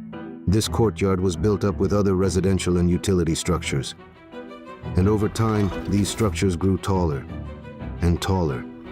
This is how the famous St. Petersburg well courtyards came into being. The difference from Moscow can still be felt today. Muscovites are used to front gardens and small parks in courtyards, and they call the house entrance a podezd, because carriages could drive up to the entrance. Petersburgers call this paradno, because all the old houses also have a back entrance that is accessible from the courtyard. Previously, food vendors would enter through it, and they would go straight into the kitchen. Provisions in St. Petersburg were sold not on every corner, as in Moscow, but in specialized markets. Groceries and fresh products at the Mitny Dvor. Fish and meat in separate rows. The fish and meat markets, all with mandatory sanitary control. Bread was imported and dairy products were supplied by Finns who hailed from the surrounding estates. Peddlers walked around the city, each carrying a specific type of goods. Stoves with stovetops were installed in kitchens, where meat could be fried in a pan rather than baked, as had always been done before. Here she is. I want to show you something. Peter I loved to say, The Neva is here. God grant me health, and St. Petersburg Palace will be right the here. new Amsterdam. God grant He me showed health. everything to his Petersburg will Catherine. rise. A new Plans, Amsterdam. blueprints, Tiled roofs. drawings. Countless windmills. Tall The Dutch spires. appearance of the cityscape came from Network of tiled canals, roofs, shipyards, numerous mills, houses built in straight tall lines. spires, there were about 50 of them, and many canals. The austere and monumental architectural appearance of St. Petersburg that we know today was formed mainly in the 19th century, during the era of Nicholas I, who transformed the capital in many ways. Palace Square with the Alexander Column. Senate Square with the Bronze Horseman. The spit of Vasilyevsky Island with the rostral columns. St. Isaac's and Kazan cathedrals. The capital was transformed into a grandiose architectural ensemble in the classical style.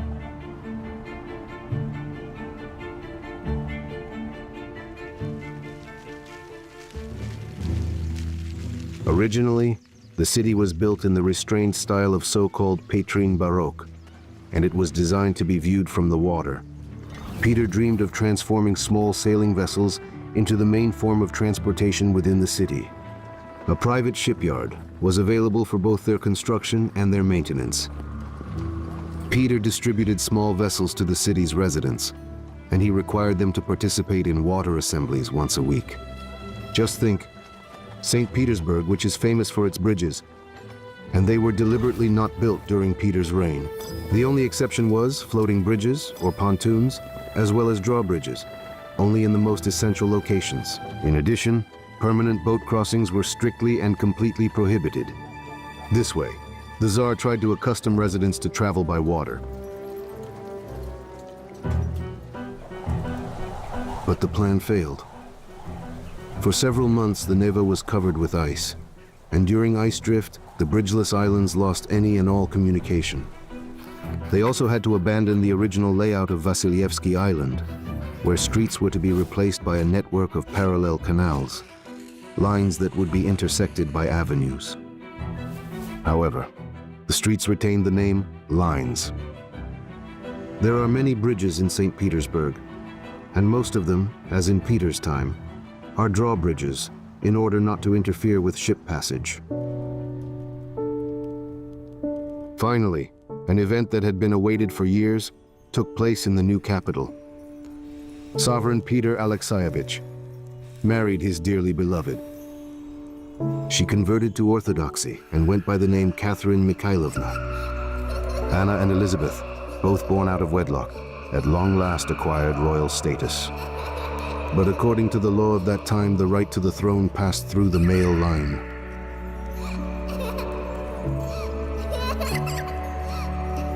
The sovereign did not give up hope for the birth of a son, to whom he could pass on without hesitation everything he had achieved during his years of reign. And that is why marriage to Catherine was especially important to Peter.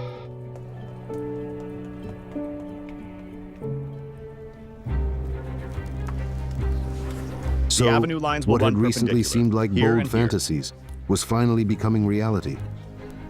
The city founded by Peter grew and filled with ever This more part is new already inhabitants. built.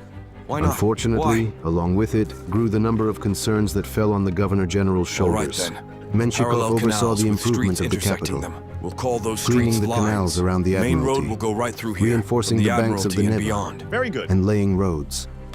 Seeing how the northern capital was being transformed, the sovereign's You mood did brightened. everything right. Well done, And he was good. very Alexei. Thank generous you. with rewards for Alexander Danilovich. The main entrance road to St. Petersburg became the so-called Nevsky Proseka, from the Alexander Nevsky Monastery to the Admiralty. The perfectly straight road was laid through forest and swamps, by monks of the monastery as well as Swedish prisoners, paved with stone, with 4 rows of birch trees planted along the roadsides. Later, the Proseka became known as Perspective. And then from 1781, it became known as Nevsky Prospect.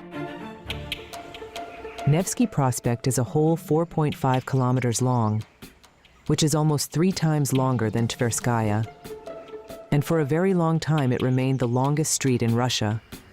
Nevsky Prospect was the very first place in the country to receive street lighting, which consisted of oil lamps with benches placed beneath them. In the 19th century, Nevsky was built up in the style of high classicism, and it became a unique ensemble avenue, the grand facade of the empire. The Soviet authorities renamed it to October 25th Avenue. But a quarter of a century later, on January 13th, 1944, the exact day before the operation to lift the blockade began, the historical name was restored. Modern Nevsky Prospect, St. Petersburg's main street, is part of the highway connecting the two capitals, from Red Square to Palace Square, and it is the only street in Russia that, in clear weather, can be seen in its entirety for several kilometers. St. Petersburg's streets were paved with wood. Wooden planks were laid over logs. The embankments were built on piles, and each pile had wooden planking laid on top. They would be clad in granite only in the second half of the 18th century. And under Peter, the only stone embankment was in front of his summer palace. The construction and maintenance of embankments, as well as pavements and street oil lamps, was the exclusive responsibility of property owners. In addition, everyone had to plant linden trees in front of their house. This is how the greening of St. Petersburg began. In the summer garden, ancient statues were exhibited for public viewing. They were mostly copies, but there were also originals, including the Taurid Venus. Visitors were admitted to the garden in decent clothing only, and all statues and sculptural fountain groups were provided with explanatory plaques. During major holidays, the garden was illuminated, and tables with refreshments were set up, while soldiers carried buckets of vodka along the pathways.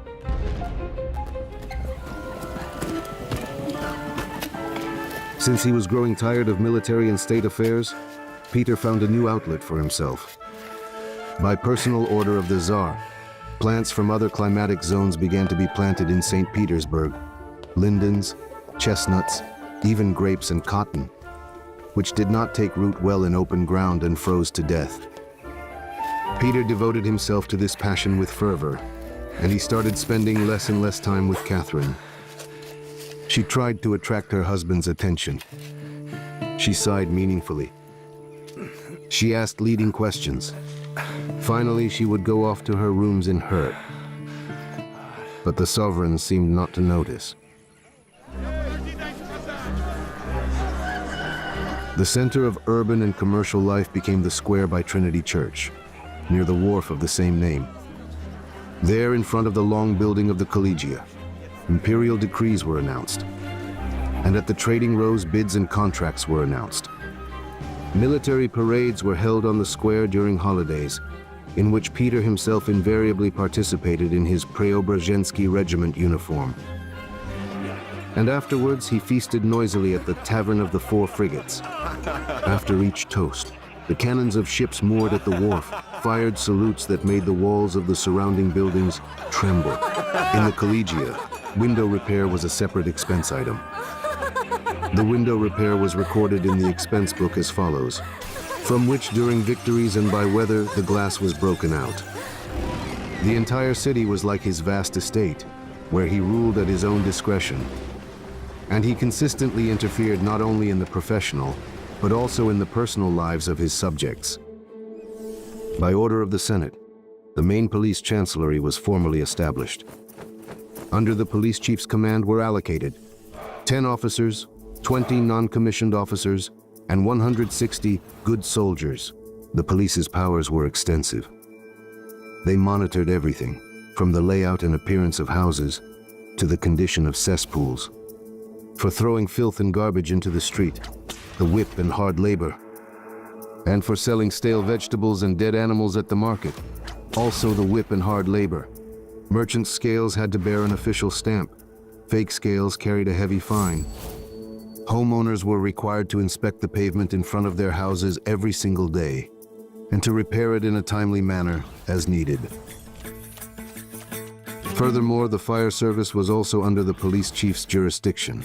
Besides the fire brigade with its pumping engine, a system for fire alerts and firefighting was created. Citizens had to rush to the signal with axes and fire hooks in order to help the firefighters. To protect against fires, it was forbidden to build private bathhouses, only public ones.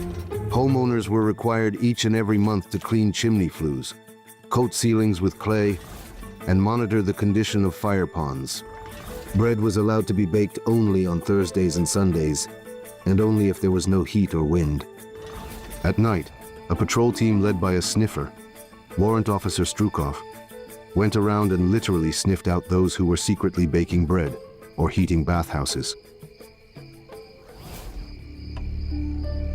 A permanent curfew was in effect, from 10 p.m. in summer and from 8 p.m. in winter. Only military personnel and midwives with special documents could move around the city at night. The financing of the grand construction project, like the reforms and wars, came from tax increases. Peasants paid 74 kopecks for each male subject. In contrast, townspeople paid 1 ruble and 20 kopecks. The taxpayer rolls now included those who had never paid taxes before, peasants of the north and Siberia, residents of ethnic borderlands and the Volga region. Amazingly, the revenue side of the budget tripled. The army consumed about 3 million a year.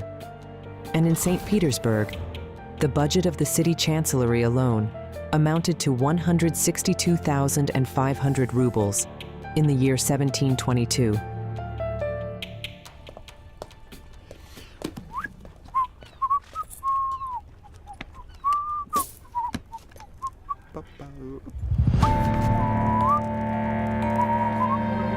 Peter Alexeyevich tossed a letter to Danilich. One of the royal relatives complained that the roof of her palace was leaking, so that during rainy weather, it was impossible to find a place to take shelter.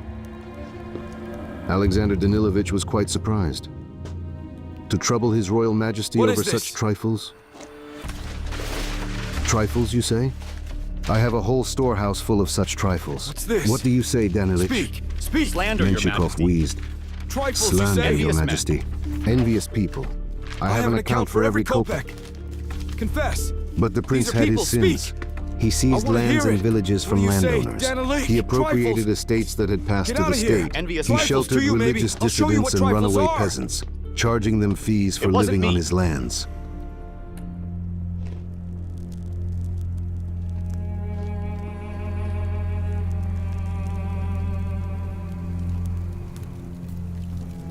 Peter even lost sleep over it.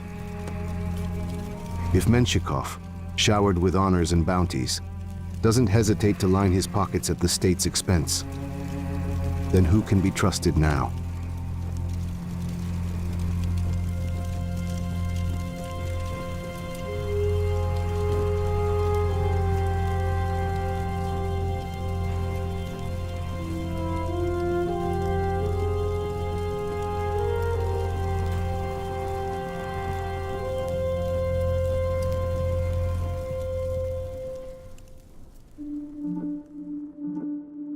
Embezzlement and corruption in Peter's time sometimes reached unprecedented proportions. Out of every 100 rubles of taxes collected, at best only 30 reached the treasury. Many were stealing, and far from all could be caught red-handed. Peter established the Fiscal Service, a specialized supervisory body. Its main task was to prevent damage to the treasury and abuses by high officials. At the head of the service was the chief fiscal, who answered only to the Tsar. Chief Fiscal Alexei Nestorov had long been sizing up the all-powerful Menshikov, but his reach was too short.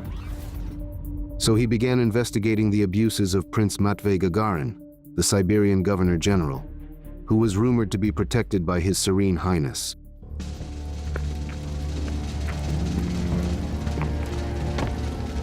Hundreds of onlookers froze in anticipation of the execution.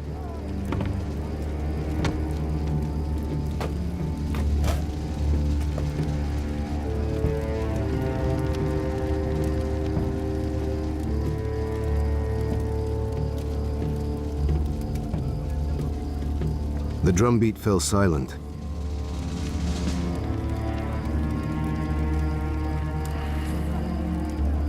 Prince Gagarin cast a heavy gaze over the crowd. Not long ago, he boasted of unheard-of riches, built luxurious mansions, and he even was known to throw feasts with 50 courses. But he was destined to die a pauper. Everything he had acquired passed to the treasury by the Tsar's verdict.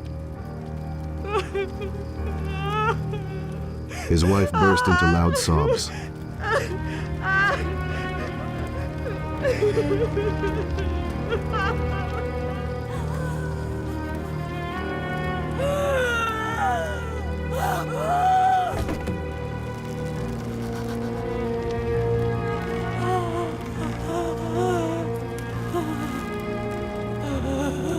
Peter looked sternly at Alexander Danilovich. Was the hint, he seemed to say, well understood?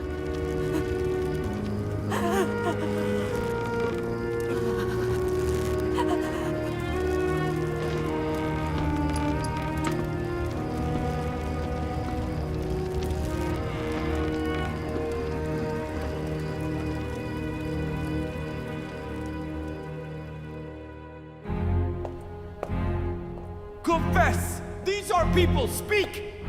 Menshikov, though he fell from grace, avoided arrest. What's the matter with you, Petrusha? An old friend, Catherine Alexeyevna, almost always took the prince's side. Many years ago, he had pulled her out of poverty and taken her under his protection. And now she was returning the favor to Alexander Danilovich, protecting him from fits of the Tsar's anger. Peter loved Catherine, and this love saved Menshikov for the time being.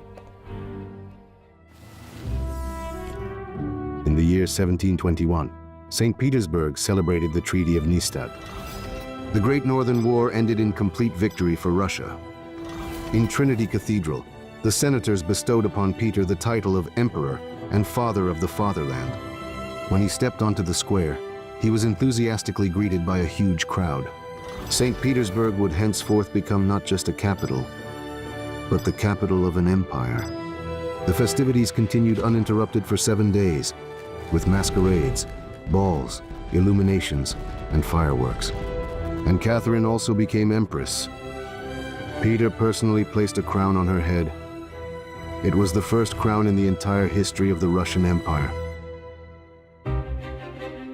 The festivities of the Petrine era were lavish, noisy, and lengthy, and participation in them was mandatory for everyone. The police saw to that. Masquerade participants were forbidden to remove their masks or change costumes until the celebration ended. In the squares stood roasted bull carcasses, and liquor was poured from tubs and barrels for anyone who wanted it. Warships shook the shores with cannon salutes. At night, fireworks and firecrackers soared into the sky. All of these celebrations followed a very precisely written script, and the decorations used an elaborate system of allegories. For example, a flaming heart depicted the Tsar's heartfelt attachment to St. Petersburg.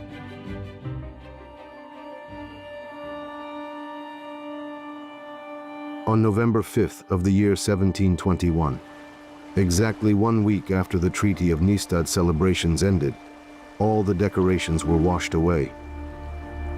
Another flood occurred.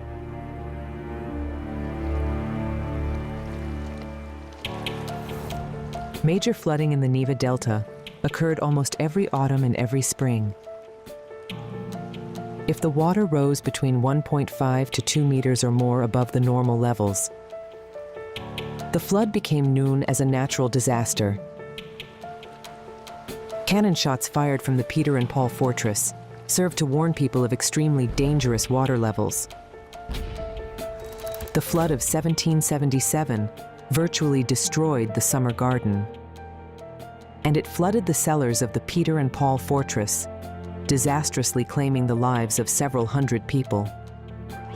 The flood of 1824 is described in depth in the poet Pushkin's work, which is entitled The Bronze Horseman. The streets turned into canals where galleys sailed in, rescuing people who were drowning. The flood of 1924 was particularly powerful, and people said it was divine punishment from above for renaming the city of St. Petersburg to Leningrad. Only in the year 2011 was the dam construction completed, finally giving the city the ability to protect itself from natural disasters.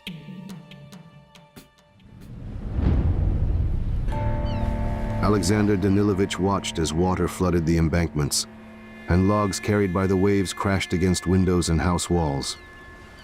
But what did St. Petersburg matter to him now? After yet another denunciation, the sovereign's patience snapped, and he dismissed Menshikov from his position as Governor General. The prince understood. This was only the beginning. Wasn't the fate of Matvei Gagarin now awaiting him?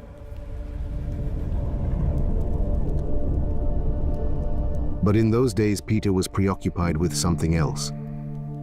He had received news that struck him right in the heart. Catherine had betrayed him. But most importantly, with whom? Chamberlain Mons, the brother of Anna Mons, who had once been Peter's own lover. It seemed that fate was cruelly mocking the Russian emperor. Mons was accused of bribery, and he was sentenced to beheading. In the margins of the document, Peter wrote, "Carry out the sentence." He no longer spoke to Catherine. He didn't want to see his friend Sashka. Perhaps he didn't want to live anymore. With a heavy heart, the sovereign was returning by water to St. Petersburg after inspecting the Ladoga Canal. Along the way, he saw a boat with soldiers stranded on a sandbar, being overwhelmed by waves. The emperor rushed to their rescue.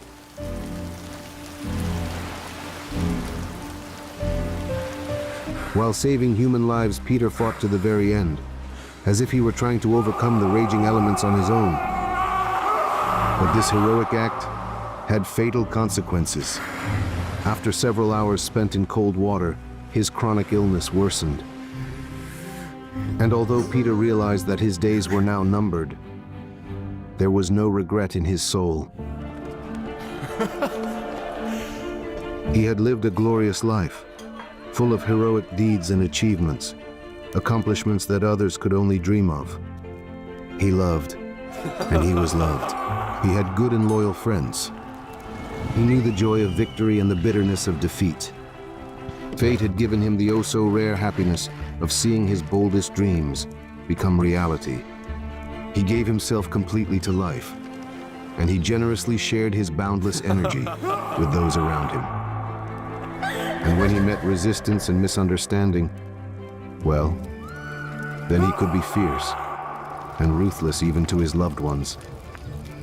Yes, he spared neither himself nor others, but in return he created a great army and navy, transformed the Muscovite kingdom into a European power, and built a magnificent city of dreams on the site of deadly swamps. And yet doubts persisted. Who would continue his work? His eldest son, Alexei, was accused of high treason, and he died before the sentence could be carried out. The younger one, Peter, died before reaching the age of 5. There remained 2 beloved daughters and his wife. Before his death, the emperor intended to name his heir, but his final wishes remained a mystery.